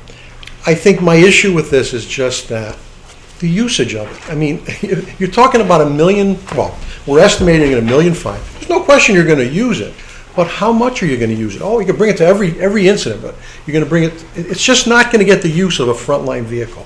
Maybe you can bring it anytime you want, but I just don't see spending this kind of money for a vehicle that I personally don't think is going to get that much use. Now, there's that factor that Ilya said about that catastrophe that happens. So I guess, if we want to practice, safety, we'll buy it and just, see what happens in a situation like that. But I just don't see this being anywhere near a frontline vehicle. I don't see it being anywhere near a frontline vehicle. I'm not sure what you mean by frontline vehicle, because this is what that word means to me, well, you send engine 9 to the car accident over on Senate vehicle. Road. You're not going to send a ladder truck there that day. No, engine 9 goes to car accidents. The ladder truck would be used for all structural responses. That's and again, all structural but there aren't responses. that many structural responses in town. There aren't. An activated fire alarm is a structural response. Oh, okay. Well. So I see it a little differently, because when you came to us when, I guess it was engine 7 failed, and I saw that fire, and people worked around it, but it failed at the scene, right? So it's hard to know which truck is going to really die first. But given the age of them and the problems you're describing, I think having a planned replacement gives me a little more comfort than waiting till a truck dies. And as to priorities, I don't feel I have the expertise to determine whether we need a ladder truck or we don't, and I would defer to the fire department about the order of scheduling. But I think there are very legitimate questions. I think you've answered a lot of them, and there may be more. And the more information the boards can get, I think the better it will be to move forward. And again, I think we should keep in mind your request for some guidance because of the 3-year lead time, although it's actually 2-year lead time. It's 3 years till we're here in our budget. Correct. Which is really out of sync with the planning that you need to do, and it's 2 years to delivery. So I think it behooves us all to think more about it. You guys have to realize, this is not like a dump truck where a dump truck craps out. We're gonna wait and then we're gonna go buy a dump truck, and we're talking about life safety here. When a truck fails, like we had an issue 2 years ago, the truck failed. We thought we had people in a burning home, and that is a really bad feeling to be standing there trying to get water and trying to rescue somebody, and with the thought in your head that, and this is what I'm just taking out, so nobody take offense to it. It just seems like we're waiting for like a disaster or waiting for something to fail before we're going to replace it. I mean, we're talking trucks that have life expectancies of 25 years here, and we're pushing that limit. And I'm trying to be fiscally responsible with the trucks and how to replace them. I mean, the need for the ladder truck was obviously there back in the 70s, and it was needed back in the 70s. And today we have a lot more structures, we have bigger structures, and the type of construction has changed. I mean, just for firefighter safety, this would be huge for us. Just to keep the volunteers safer to do it, because workers comp. The structures you have here now. Well, we bought a ladder truck in the We bought a 70s. ladder truck back in the 70s. But what I'm saying, you didn't have, have a JCC, what you justification didn't would have there have been for a 100-foot ladder truck back in the 70s? Are we talking about the size of the ladder truck, or are we talking about the need for a ladder truck? I'm a little confused. Can I you said- clarify that a little bit? Because Sure. the bottom line is, nowadays with the type of ladder truck, because they fold the ladders differently, the truck itself is the high cost. The actual size of the ladder you implement on that truck is not the major portion of the 1.6 million, 1.4 million, correct? In other words, if we decided we needed a ladder truck, but we wanted a 55-foot ladder truck, what would that cost be? Is there a huge? It would be- it it would would still be- be 1.2 million. No, it would be less than what we're looking for. But is a 55-foot ladder truck really practical in this town today? No. So what they do is they customize the actual ladder. I mean, the truck might have to be Sure. slightly bigger, obviously. Let me tell you something. The way fire truck manufacturers can go now is if we have a length restriction on the truck, say we have a length restriction of 40 feet, right? So they could build the truck to 40 feet. The truck might be a little bit higher because they'll add an extra fly section into the ladder, so the truck becomes shorter. So there's a lot of different criteria that we could play with. But I'm a little confused. Are we talking about the length of the ladder? Because the length of the ladder, our recommendation is 100 feet. If it's the need for the ladder, I don't know what else I can really give to you to justify the need of it. All I can sit here and tell you is that this town really does need a 100-foot ladder truck. You can opt not to do it, which is fine, but we also need to understand the risk of that, and we also need to start funding these other vehicles. We're relying on 26-year-old technology. I mean, Warren sat here a little while ago about technology, and Dr. Stella was talking about technology, and Warren started talking about technology with vehicles. Technology with vehicles changes like that. I mean, we're talking 25-year-old technology. I mean, I have Engine 9 here, which we're trying to get away. We just spent $28,000 to fix the brakes, to fix the transmission leak, and to replace some of the emergency lighting and take the load off of the truck.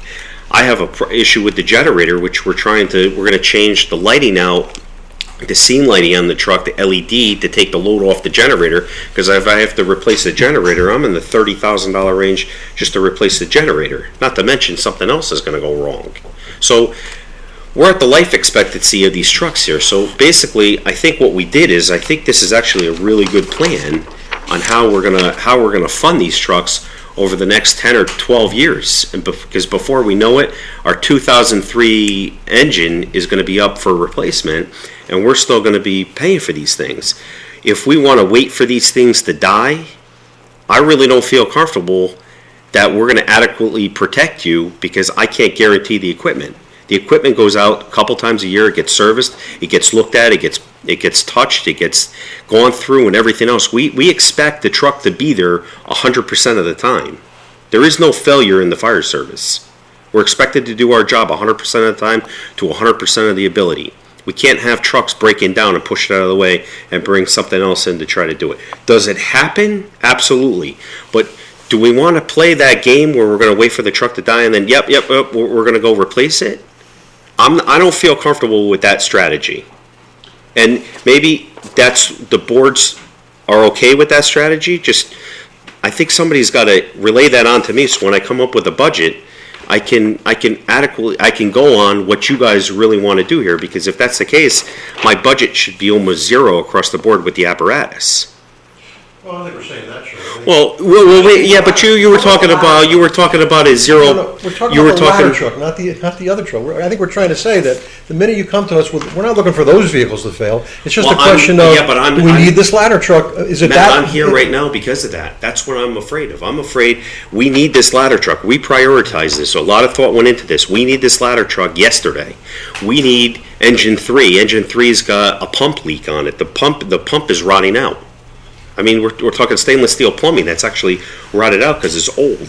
The tank is rotted out. I sat in front of you guys 5 years ago and we replaced body rod on engine 3 for I think almost $30,000. And you guys asked the question, what's the life expectancy of engine 3? And we said 5 to 7 years. We're 5 years into this program. Even if I established a committee now for engine 3, and we're looking to even move it off even more, we're 2 years, so we're at 7 years. We're at the max that I told you 5 years ago that we had to replace the truck. So are you looking for the direction tonight, whether or not you should be putting this together, or are you hoping that a discussion will take place and, shortly thereafter? I think I'm looking more for a point, consensus you'll on get that how we all direction. feel and how we want to move forward, so we can actually move forward, because we really can't afford to wait another 6 months once we go through the budget season and go to get everything approved and figure out where the plan is. But even so, when you look at the budget and the funding plan that Tony came up with, we're not asking for any money for any apparatus in the next couple of years, with the exception of the truck that we have coming in. We have to fund the payment, but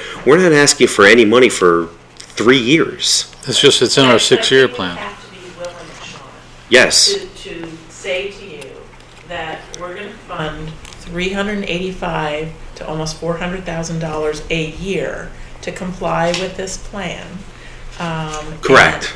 That's Yes. really what you're asking. Right, we need to almost sign on, we almost need to sign on for a plan, Right. and then we can go from there. It's very helpful to have this in terms of looking at the years, looking at, when do the payments start, knowing that you have this planning period. But we have to be prepared to say, we can absorb this into our budget. I don't think that we have balanced out the other needs yet to know that we can make this commitment. And I'm not saying we should wait another 6 months, but I think we have to do this in concert with looking at the other major projects that are ahead of us. We don't want you to go ahead and order the ladder truck and then say, where are we getting the money? Right. No, I agree, I'm not looking to order anything.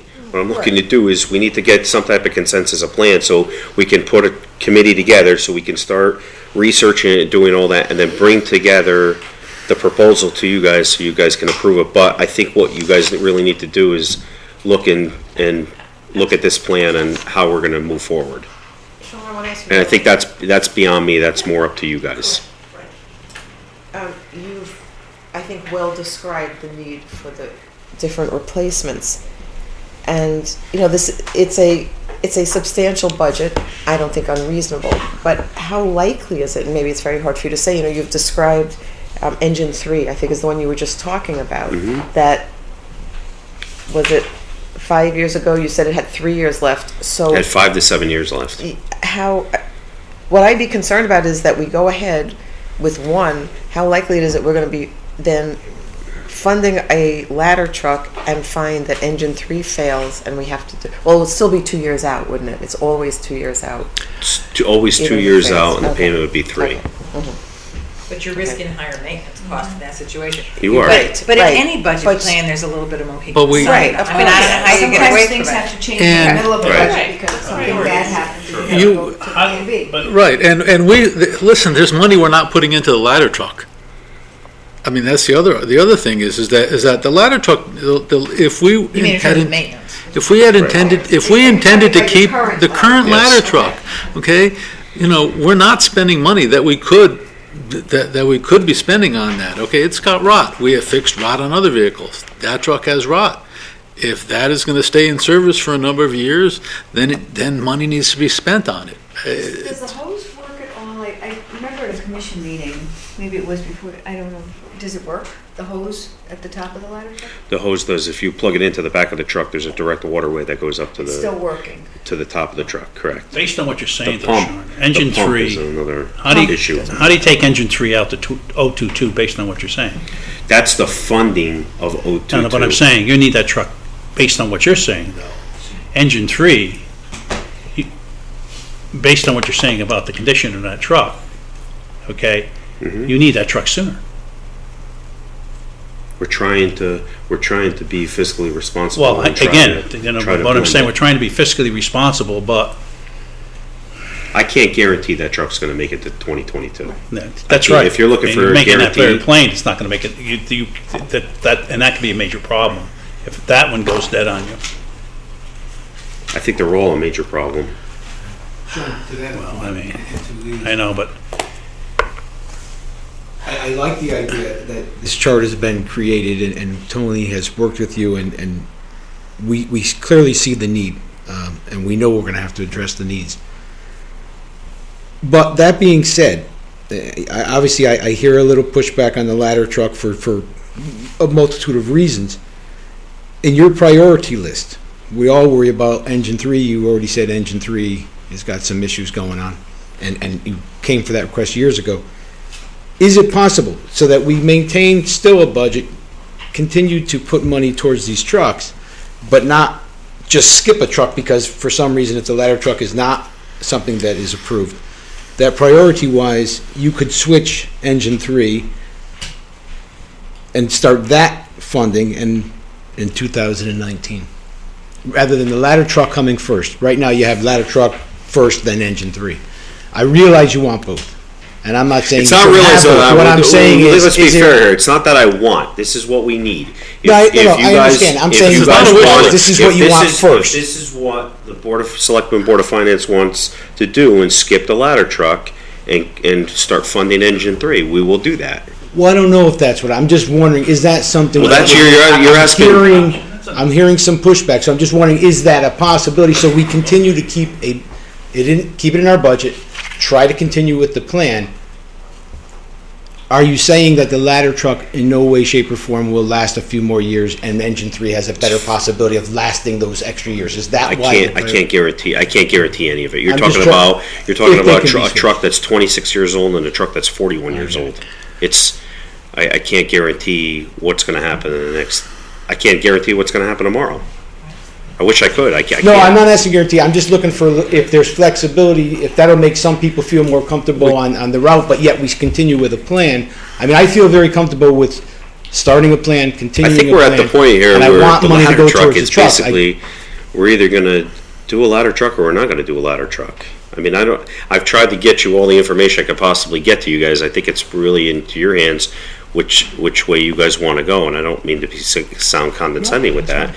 It's just, I think we're at that point. Unless you're requiring more information, I'll be more than happy to try to get whatever information you want. And you're right, we do need to replace the other trucks. I mean, engine 7 failed and it was 22 years old. Engine 9 is going to be 21 years old. So that truck, in theory, if it follows the same way as number 7 does, that could fail next year. But we And then can't, we're we into can't that replace point. 2 or 3 of them at once. Right, so I guess we're trying my to space point- these out and drag them out a little more than what we can. I'm just following up on, basically what Ellen is saying, and I agree with her, is, so let's just say the ladder truck isn't something these boards are willing to do. And I don't know if that's true, but if they weren't, I wouldn't necessarily just want to take that out of the chart and start engine 3 in 2022. If engine 3 is in that much of a need as well, I would still like to continue, but move up engine 3. And I guess what I'm asking is that something that's at least a potential where and then maybe ladder truck is taken up 2 years from now or what have you, but I don't want to just throw the chart out basically by throwing ladder truck out, but I'm not sure the ladder truck is something. I'm sorry. You know what I'm trying to say? I'm just saying. And I is there some think flexibility? if the boards, want to substitute their judgment for that of the fire department and the fire chief and the fire commission as to what the priorities and the needs of the department are. You want to if the boards want to be the experts about what is needed for the public safety of the town and are willing to accept the risk going forward of not having one, then yes, we would move on we would replace other vehicles sooner. So the long-term budget impact and the level funding is similar. Well, I'm trying And we to would- get yeah, the expert I mean, answer. I'm that's- trying to ask you in a way to find out from you, when you did this priority list, obviously you had Yeah, to make if a we're hard not gonna- decision. if we're not gonna move which was forward with the first. ladder truck, I we'd don't know if obviously these boards replace want a engine ladder 3 truck, now. But I do know we need engine 3 eventually, and I'm just saying, rather than lose time and Yes. just take that out of the We can't equation and afford- wait we 5 can't- years we for can't- engine 3. We can't afford to lose time. So maybe we can move this along. I think there are some people have an issue with the ladder truck. I think Sandy has raised a different issue, which is, this is the first night of our looking at budgets, and she'd like to see the whole range of requests and Right. needs before we opine on this. And so I'd like to suggest that we get through at least the preliminary review of the budgets, have a sense of where we are, but understanding that giving you guidance on this will not be actually part of the budget, but I think we should commit to come back to this issue and try to come to consensus and direction for you in the early stages of this process. Correct me if I'm wrong. The decision of whether or not to tell them to move forward with the ladder truck is with the Board of Selectmen, I think. All we're trying to say, I think the Board of Finance, what we're trying to say is, can we put this into our financial plan? And that's what I'm just throwing, I'm throwing out to you things that have been said to me. But I'm not going to tell you not to build a ladder truck. That's not my job. That's their job, the Board of Selectmen's job to tell you to do that. Now, once they tell you to do that, I think we need to see numbers going for. I mean, the Beecher, in the last election cycle, the debt service was a major issue, that we're too high, and we've kind of sworn amongst ourselves, we're not going to put new debt on. So I think what Tony has done here, to avoid debt, he's structured this ladder truck as a lease. So we're paying this ladder truck off over 7 years. You got a vehicle that could last 30 years. Why aren't we bonding it for 20? And it's $75,000 a year instead of $228,000. Why are we trying to pay off a vehicle this large? Is it because we don't want to add any more debt to the debt service? Because it seems to me that to spend all this money on a ladder truck over 7 years, it's going to put a dent in our operating budget, but we can... There's other things. Exactly. Not being considered. And Right. that's like call center. That's like the police department. Right. That's like a lot of those capital plans are significant in amount of dollars. So we're talking $4 or $5 million. The radio system alone, which the fire department says we really need to do too. I mean, that's part of it. That radio system, to do that is $1 million. All these things, and all of a sudden, as Sandy says, all these things are floating out there. We have to pull these all together and take a look at the big picture. Okay, take a look at the big picture. On the other hand, I'm concerned about the fact that, engine number 3, that the chief, and maybe that's got to be pulled up. I mean, there's issues. That everybody has issues, but we have to take a look at the whole picture, and then Tony's got to put it into the plan and say, okay, this is what we can afford to do without even, this is how debt's coming off, this is the debt we could put on. You made a great suggestion, let's take this thing and why not bond it out for 20 years? We could do some of these out 20 years. It's just that our So if you can bond 3 of them out 20 years. Until we resolve this country club issue, we're handcuffed. So- We're handcuffed in so many areas. We're handcuffed in so many areas because of this country club. If we could free ourselves of this country club, I mean, but I would say, I mean, if the Board of Selectmen were to say, you know what, we should do the ladder truck, I don't see why we would want to do it this way. Why we wouldn't bond it over 20 years. I mean, it's going to last us 25 or 30 years. If you want to do it, you have to bond it. Yeah. Yeah. Yeah, I mean, it would be a lot less of an impact on the budget. Yeah, you pay a lot more in interest. Yeah, but if we were able to do that, then one of the other critical trucks we could move up. You could. You'd pay a lot more in interest. Well, obviously, but then you more, but not a lot more. It's not that big. More. $1.5 million bond issue is not a big deal. It makes it more affordable. maybe once we see the Well, whole picture. no, it makes it that we can put it into our budget without having That's a it. good idea. Again, we're always looking at what's coming off, what's going on. I think we do a tremendous job of managing our debt service. And again, coming on very soon is the Public Works Garage. That hasn't really hit. And No, Beecher. Beecher School has. And Beecher hasn't Public hit. Works has. Right, those are gonna hit the major impacts. But to that point, there is a debt ceiling. Right. Self-imposed, though it may be. And when you start bonding out, obviously you're running up against Right, that correct. higher and higher. So there has That's to why be a you fine have- line. you have to and look at I'm the not sure, balance. Well, that's I why you would trust look at it. Tony's No, judgment to either take way a you're good look paying. at it. Either way you're paying. We're not, That's not your problem. That's No, no. not, we Well, that's what I said to you. we don't have the expertise. When you say we don't put money aside every year, well, we have to deal with that. When you need a truck, when you needed to replace, I have to keep looking, I forgot the number already. We may not be- When you need to replace engine 7, we did it. We figured out a way to do it, and we did it. But everybody's problem. I would point We out have, though, we just on have this to be chart, proactive about it. we're only, taking it out, there's no time when we're paying for more than one truck at once. All right, and that's why it spreads so far out. Couple of trucks. Two trucks. Two trucks, I'm sorry, I meant to say more than two trucks at once, my apologies. That's what I misspoke.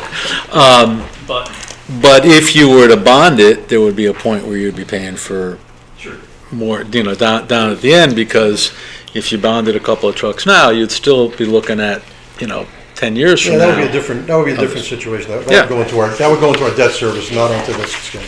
But I'm just saying, it's a heck of a hit to throw 230 grand on the budget every year for 7 years for a vehicle that's gonna, now again, the dump trucks that Warren was talking about, it's $179,000, you're not gonna bond that. But for something like this, if we were to decide to do it, I just don't agree that we should try and pay it off over 7 years. It's too much. On the other hand, I'm not saying you're wrong at Yeah, all. yeah. I found this to be a very educational way to look at this in a lot of ways, to sort of see what that impact would be if you did do it this way. I have no doubt that the Board of Finance with Tony could do some interesting financing that would help, that would give us some relief on that. Yeah. So, Believe me. I mean, this was not a waste The of big time, concern- the big is my concern was point, the, is to look at it this way. At the time was the fact that you have the country club debt. Right. And that, based on the fact that you have a lot of other projects that may require debt, including the radio, the old firehouse, The police station. police station, we got a list there. We have our list. There are a lot of projects that we have. There's a we have shelter that hopefully we'll get a grant, but if we don't, the shelter needs a lot of work. Yeah. If you've been down there. So, there's a lot of projects coming up that are gonna require pump bonding, so. And all of that is true, and I agree with you all, but I think Ellen's point earlier, that these are the guys that know the issue. This is what they live and breathe. And, we can look at the numbers and say, maybe engine 3 should come first, but, they look at this all day. Correct. Yeah, I agree. they're professionals. I was just going to say, Paul, the same kind of a thing, that I hear two words, life safety. Right. And that to me immediately says we have to think about that as a big consideration, and it's our job to figure out how we can make this happen. They did due diligence by coming to us and telling us what they need. That's your job. God knows, hopefully we won't have a catastrophe, but I think they did a great job getting this to us, and now it's our job. We get to make the decisions as to whether or not they should form a truck committee and then or actually go forward with that. We'll have to do that, I guess, as a selectman group, and then we'll meet with you guys to fund it. So. And none of that is on the table for the coming year's budget, most of what we just discussed. Got Which it. makes it a little more complicated, Yep. actually, because we don't have to make a decision, that's why you're looking for guidance. And I That's- thank that you. that doesn't prevent us from making a decision. Yeah. Well, It's not- big stuff. I think what Sean's saying though is you need the decision within the next year so you can. We need a decision a lot He wants a quicker dec- than no, that. he wants a decision soon. Well, I think what we need is just a consensus on Yeah. how to move It's fair forward. enough. And that's Fair enough. not, And that that's was very fair. reasonable. What's your- Yeah.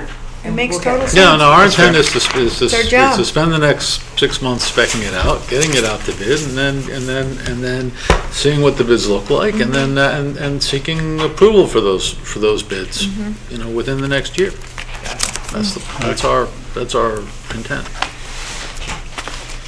Okay? Okay, any other questions? Thank you. Thank you very much. Thanks, guys. Thanks, guys. You want to do animal control quickly, Tom? Sure. Hey, Sean. There are 2 items in animal control. First is a building upgrade, which, for those of you on the Board of Selectmen know about, the town is going to apply for a STEEP grant, which is a grant for this type of purpose. It's a small town economic assistance program grant for $500,000 for a building upgrade for the facility. We're hopeful to have also possibly some donated funds for that, or some fund drive for that, so that could increase the value of that. But so we wanted to put that in there, so that's part of our plan. The other item is for vehicle replacements, and each of the vehicles are 2006, and so they have a lot of rot and transmission problems, similar to some of the others. Vehicle issues that you've heard. In this particular case, there are 3 towns dividing the cost of those vehicles because there are 3 towns in the program. So are you saying this is entirely contingent on getting a STEEP grant? If we don't get the STEEP grant, what happens to this? You have to revisit the issue of the shelter and decide what type of capital projects and what kind of improvements that we want to do at the facility. Right. But if you've been to the facility recently, Oh, yeah, no, you'll it's a see mess. that it's in terrible What shape. about the water now? That's certainly part of this process. What do we do then? There's 2 options. You could either, 3. You can keep it as it is. You can hook up to the city water or the public water supply, or you can put in a more robust water treatment system to treat the water to create more. What are we currently doing?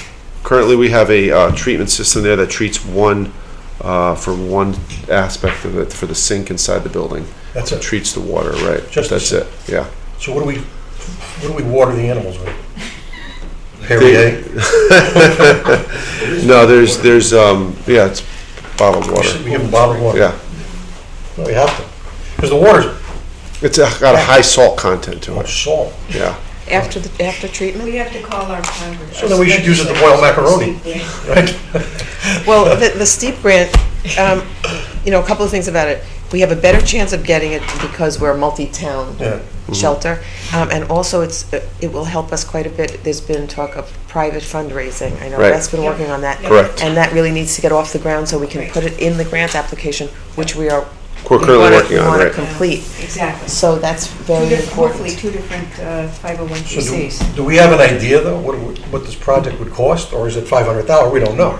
In other words, 500 is the max we can apply for a STEEP. Correct. The water's 150 alone. But this project could cost $700,000. The project is 49999. Right. I mean, there's a few critical things that need to be done. And then after that, you'd have to prioritize parts of the project that are the highest priority so that you don't overspend your money. So do we have any idea if 500 is going to cover it, or we're just kind We of have thinking? We have some a idea. preliminary idea that $500,000 is the approximate ballpark. Including getting the water straightened out. It's in there. Yeah. But Tying to the water line is 150 Yeah. for city water. Where is city water? Where's city water? It's down the Down end the of the street, street. really. Yeah. Down the end of Bradley Road. I wonder where it's all the way out. Because you're paying. Where is it? Expensive. Where is, I mean, I know It's it's literally right down the road. It's down the road. Come It's out the- near it's where coming- Bradley Road and South Litchfield Bradley. Correct. Turnpike. at the T. Oh, all the way out to Yeah, Litchfield right. Turnpike, right. It's around No, it that doesn't seem curve. like it. Seems like a lot of money. It does. If the sheik was around, we could throw his backhoe, he'd hook it up for us. Put it well. I mean, Okay, going to the have two vehicles, Tony, I'm it's sorry. dried up. No, there's salt content in both of the wells. It's worse. The one is worse than the other. Number 1 is worse than the other one. Tony, going to the vehicles, Yes. I'm sorry, that would basically be a $10,000 cost for us for the next 2 years. For the vehicles, correct. For There's 2 vehicles, right. Would be one Obviously, each they year. have a ton of miles on it. Dump the vehicle. Right. And It should have a description We're there. hoping that we can make it to the next 2 years, We're basically, hopeful. for at least one of them. Right, Anyplace else? right, But correct. that's not a very high cost. You can see how obviously, for us many to miles they do. have. One's got 146,000, the other one's got 165,000. Great. So just so we don't leave the fire department hanging now, what are we doing? The Board of Selectmen are going to discuss this? Any ideas? Sorry, I didn't hear the question. So that we don't leave the fire department hanging, what is the next step in the, because again, our job is going to be entirely separate from your job. Are you guys gonna decide whether to accept their proposals and move forward with the ladder trucks and then the other vehicle? And then we're gonna evaluate it based on our debt service and whatever, or? I don't understand how you could make an independent decision about what to do with the fire trucks Yeah. without looking at the police department, the old firehouse, the country club. I mean, what are the dollars that are needed for each of those projects, even if it's an estimate, okay? And over what period of time do you want to make those programmatic changes? And then how does the ladder truck and just a general replacement of the fire trucks and creating a reserve, since that's really what they're asking for, how does that fit in? And then what are your priorities in terms of programmatically what you want to do? How many residents does it benefit for each one of these different projects? So what I would suggest is, I think that the Board of Selectmen, like everything in the budget, we take it up first anyway, and then just pass it on to you to figure it out. But I would suggest to the Board of Selectmen members who are here that we still wait till, well, that's what we do. So I think we should wait to see the first budget presentations, just as I had said before, even if the Board of Selectmen is going to act first, at least come to a consensus. And Are you talking about capital or operating? Capital. At least capital, and I think Okay. then we'll determine if we think, because if part of the issue is bonding, we may want to wait on that too. Yeah, what I usually do every year during the budget process is put together a revised bond, Right. bonding update for you. Which is And very helpful. And I could include this as part of that. But it's very important that we get everything scoped up. Yes. Because, I mean, look, I don't know how long we can keep on kicking the police department back into the queue. Because that's what we've done. Okay? So, they have needs. Okay? There are needs that have to be addressed. Now, so, I mean, and there are other needs that have to be addressed. So, I mean, it's very important we put all the capital budgets together and all the requests together. Then we take a look at everything. Yes. And, it's, everybody has needs. The question here is needs and it's wants. What are the priorities? Now, Board of Selectmen are going to have to set the priorities. You know, that's not our job. Our job is to figure out how to finance them and keep our tax rate down low. And I think the other point that, I'm sorry. No, it does seem more responsible to look at what's in front of us. This is the first night. And to just look at it with tunnel vision, without the big picture, isn't responsible either. I think we have to wait. And also, we've had several meetings, most of them together, about the country club, and as Matt said, that's a key factor in this, to see where we're going with it. I don't know how quickly it will happen, but it will make a big difference in our bonding ability and our revenues coming forward. Absolutely. So, 100% right. that's a big decision that will be We just made. can't, again, talk about kicking the can, we just can't keep kicking the can down the road with this country club. We have got to, we're going to open space, we're going to sell the thing to a golf course operator. Now, We I got to disagree get rid that of the any- burden. I always feel like when everyone says this to me, I don't get the sense that this country club thing has been kicked down the road. I think there's been a tremendous lack of consensus Right, in okay. the town. Well, that's the same And thing. it's not the same thing. It's not the same No, thing. if anything, I could say maybe the fire department and police department, budget-wise, has been kicked down the road for maybe too many years, and this is why we're here. But you're right, all these things come together. The Correct. country club is a huge issue in dollar amount, whether we can reduce our bonding and take away from our ceiling, and what we can do as far as bonding a ladder truck or for whatever truck it may be. But I do think Or generate some cash to buy a fire truck. generate Or some buy, cash. do So some of the I other do think projects we need to want hear it done. all. I mean, Unfortunately, I don't think in a couple of days we're gonna hear anybody take away from the capital request. But I do think we need to hear it all, and then the Board of Selectmen does need to discuss our priorities and then hand it to you, and you guys have to figure out how to fund it. But I do think you're right. We have to, after our budget meetings, have a meeting, or the Board of Selectmen have a conversation, and pick some of these priorities that we think we're gonna have to address. I don't even know if it's a needs and a wants as much as it's different levels of needs. I mean, unfortunately, you only have so much money to spend, and it sounds like most of these things are needs, but we are still gonna have to prioritize those needs and best we can in what we can afford. And I think the other thing is with this, again, with this truck, it won't be in the budget. So it's really a matter of direction. Do we think this is the way to go? And whatever is, it won't be an official decision. It would be a consensus to maybe move ahead. And you don't know what's going to happen over the next year to say, great, go ahead or don't. Okay, but the part of the problem that I have in listening to his presentation and taking him, as professional work, is that he's very concerned about number 3. Number 3 is beyond its life cycle, and they're having problems with it now. And the thought that maybe he can get to 22, I think is very optimistic. So I think that we'll see, we could see somebody's being pulled in. And that's what you could see happening. You could see somebody's pulling in and somebody's dollars stacking up. Okay? And I think that's a realistic option that can happen. And it could probably happen on 2 trucks, not just 1 truck. So, I mean, that's a realistic option. That changes that whole schedule. Okay? It changes the whole schedule. Now, Matt suggested about bonding out on the $1.4 million truck. Makes a lot of sense, because if we have a problem, in any event, we are able to move the number 3 truck back where it probably belongs. Okay? And then get that back in line. So, if I'm taking him for his word, and I believe his word is good, okay? I mean, I believe number 3 is a problem. So, that schedule looks nice, but 22 I don't think is a realistic year for that truck.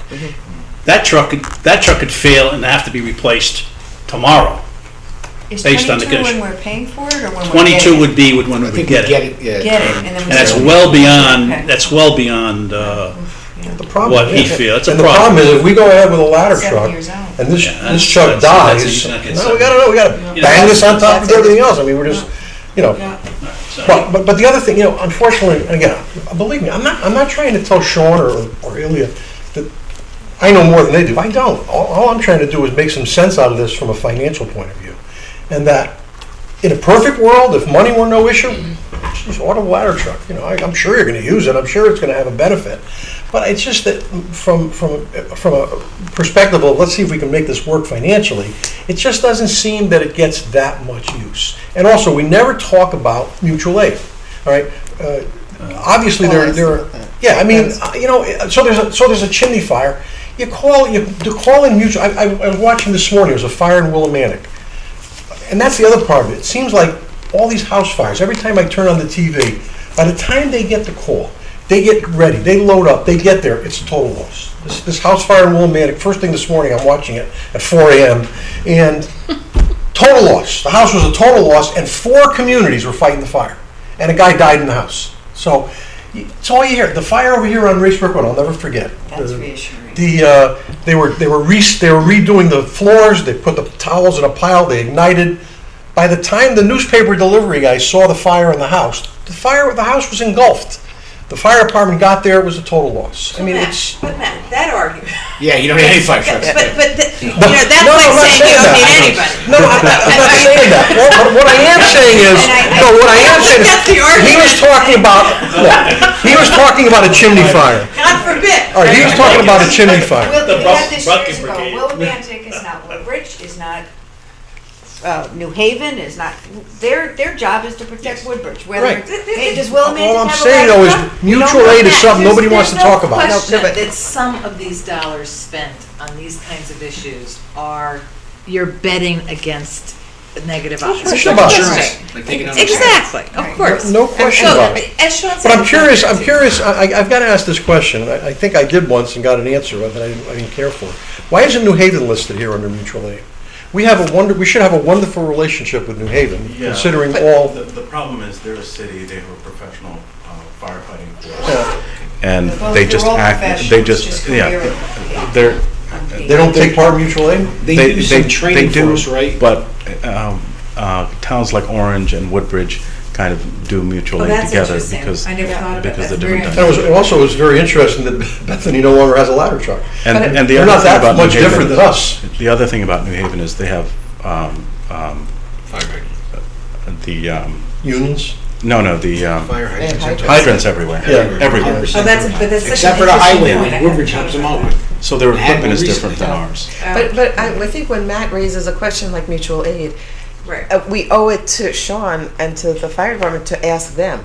It's different for us to speculate about it, and maybe we want to ask them to come back and ask them that question, or we can call them up and just report back. But I think it's only fair to That's a them fair that if I we think have questions, fair we question, ask them and let He them did discuss it respond. with the board I did ask. and with the joint meeting, and told us about the response time and how it affects the response time trying to get a ladder truck in from Orange or Seymour or Bethany at the time. So he did address it somewhat, but I'm certainly sure we could ask him then. And listen, I have no doubt that it'd be great to have a ladder truck, and for that matter, and be able to replace all these trucks. So you're right, Matt. There's a cost-benefit analysis that needs to be done.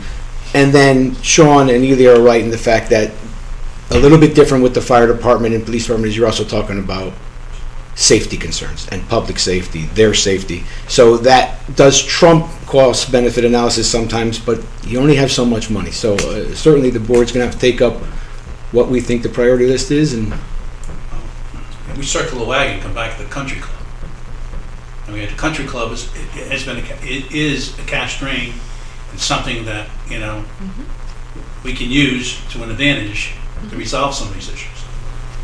And we have the willpower to make some decisions and get it done. well, to Susan's point, there's a lot of residents in this town that have many different views, and we are trying to figure out what those views are and, I mean, and you put them still together. have to convince the townspeople. It's not up to us. And, We have to do something. whatever the proposals are, so. We just can't keep it the way, we just can't keep going the way we're going with it, having Billy Casper run it.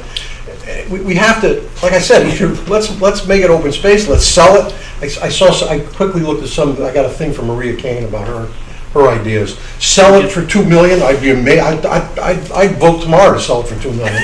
And collect the property taxes on it, and let them run the golf course, and we collect $150,000 in revenue, and we reduce our cost. Fine, if that's gonna make everybody happy, that we don't put any condos on there, I'm good with that. Just to get But we've gotta do $175,000 it, we've gotta do something. We've got to just keep running, to get through this next cycle, and come next spring, it's just operating as a golf course. We're paying $195,000 plus. We just can't keep this sustaining. Right, so Matt, this. tomorrow is our next meeting. Yeah. The boards have asked to hear from Toll Brothers. They will be here. Please have your questions ready. They're here to answer them. Maria has submitted 4 or 5 proposals. I'm sure she'll be explaining those, and we can ask her questions about them, and we'll go from there. That's all we've got on the table. Do we have an opportunity to preview her proposals? It was You should've got an emailed, it was email. emailed around today. It was sent today. I got an email late today. But it was late. Sent We today? thought, yeah. I got it at like Late, 4:30. We can print it out for you now Yeah. before you Pretty go if lengthy. you want. Yeah, it's about 8 pages, I think, 8 Really? Yeah, it's a lot, it's a lot. I looked at it on my phone while I was watching television, so when I get home, I'll print it up, so. But again, just to finalize, I am in no way telling Sean and that they're nuts about a ladder truck. I'm just trying to figure out how we can work all this. To just drop this on me, I can't vote for it. I cannot vote for $225,000 more on top of this budget. I can't do it. It's not gonna work. Well, we have several steps to go So before we make that maybe decision. if we do a Right. bonding or whatever, that's fine. Yeah. Incidentally, we get more, our job is not only to figure out how to finance it, we do get the right to say no. Yes, we do. Right, We're not a rubber stamp. right. Correct. Correct. No, that's correct. That's why I started by saying, as we move forward with 16, 17, we probably have $750,000 sitting here to start with. Just to start. Just to start, $750,000 that we didn't have Oh, this it's year. more than that. More than that. It's more than that, because that's based on the current budget. That's without budget increases, right. Right, that's without. But I'm just saying, these And are it's two contract separate items. items. Yes, but Then the I budget agree. increase, whatever that is. And we've been pretty good at keeping that under control, but. Those But are it's uncovered teacher expenses contracts that and- we know about. Right. Yes. That doesn't have Correct. to do with any increases. Correct. We've never, Amity has been Yeah. good. We've been doing Yeah. fine with Amity Oh, this yeah. year. 7 more kids, but it just didn't work out. Tony has pointed out that the total capital requests that we're looking at are twice as much as the The capital last year's approvals. approved, right. Yeah. So much for zero-based budgeting this year. Well, last year's approved because we moved the first year of the police department out of last year and put it to this year. So that was 2-point-something million, so that's, we didn't No, really but we were do gonna anything put- about it as much as we put it off. No, but we were gonna bond the police department. We had Right. we had about $950,000 in actual Yes. requests in the operating budget with current dollars. Right. And the current dollar requests in this year's request is $2.1 million, $2.2 million. That's not unusual for there to be a spread of significant amount, but that's larger than somewhat larger Maybe we than should tell usual. Warren to charge for metal. He does, he gets paid for scrap metal. He said he doesn't charge for No, metal. we don't charge, they sell it, they get paid for it. If you had the gumption, you could bring it to a metal place and get paid yourself. Let's go full circle on this one. They should thank people for dropping metal. So, that was an invigorating first night. Thank you, Matt. I'll motion to adjourn. So moved. Second, all those in favor? Aye. Thanks. Think about it, there's more money here.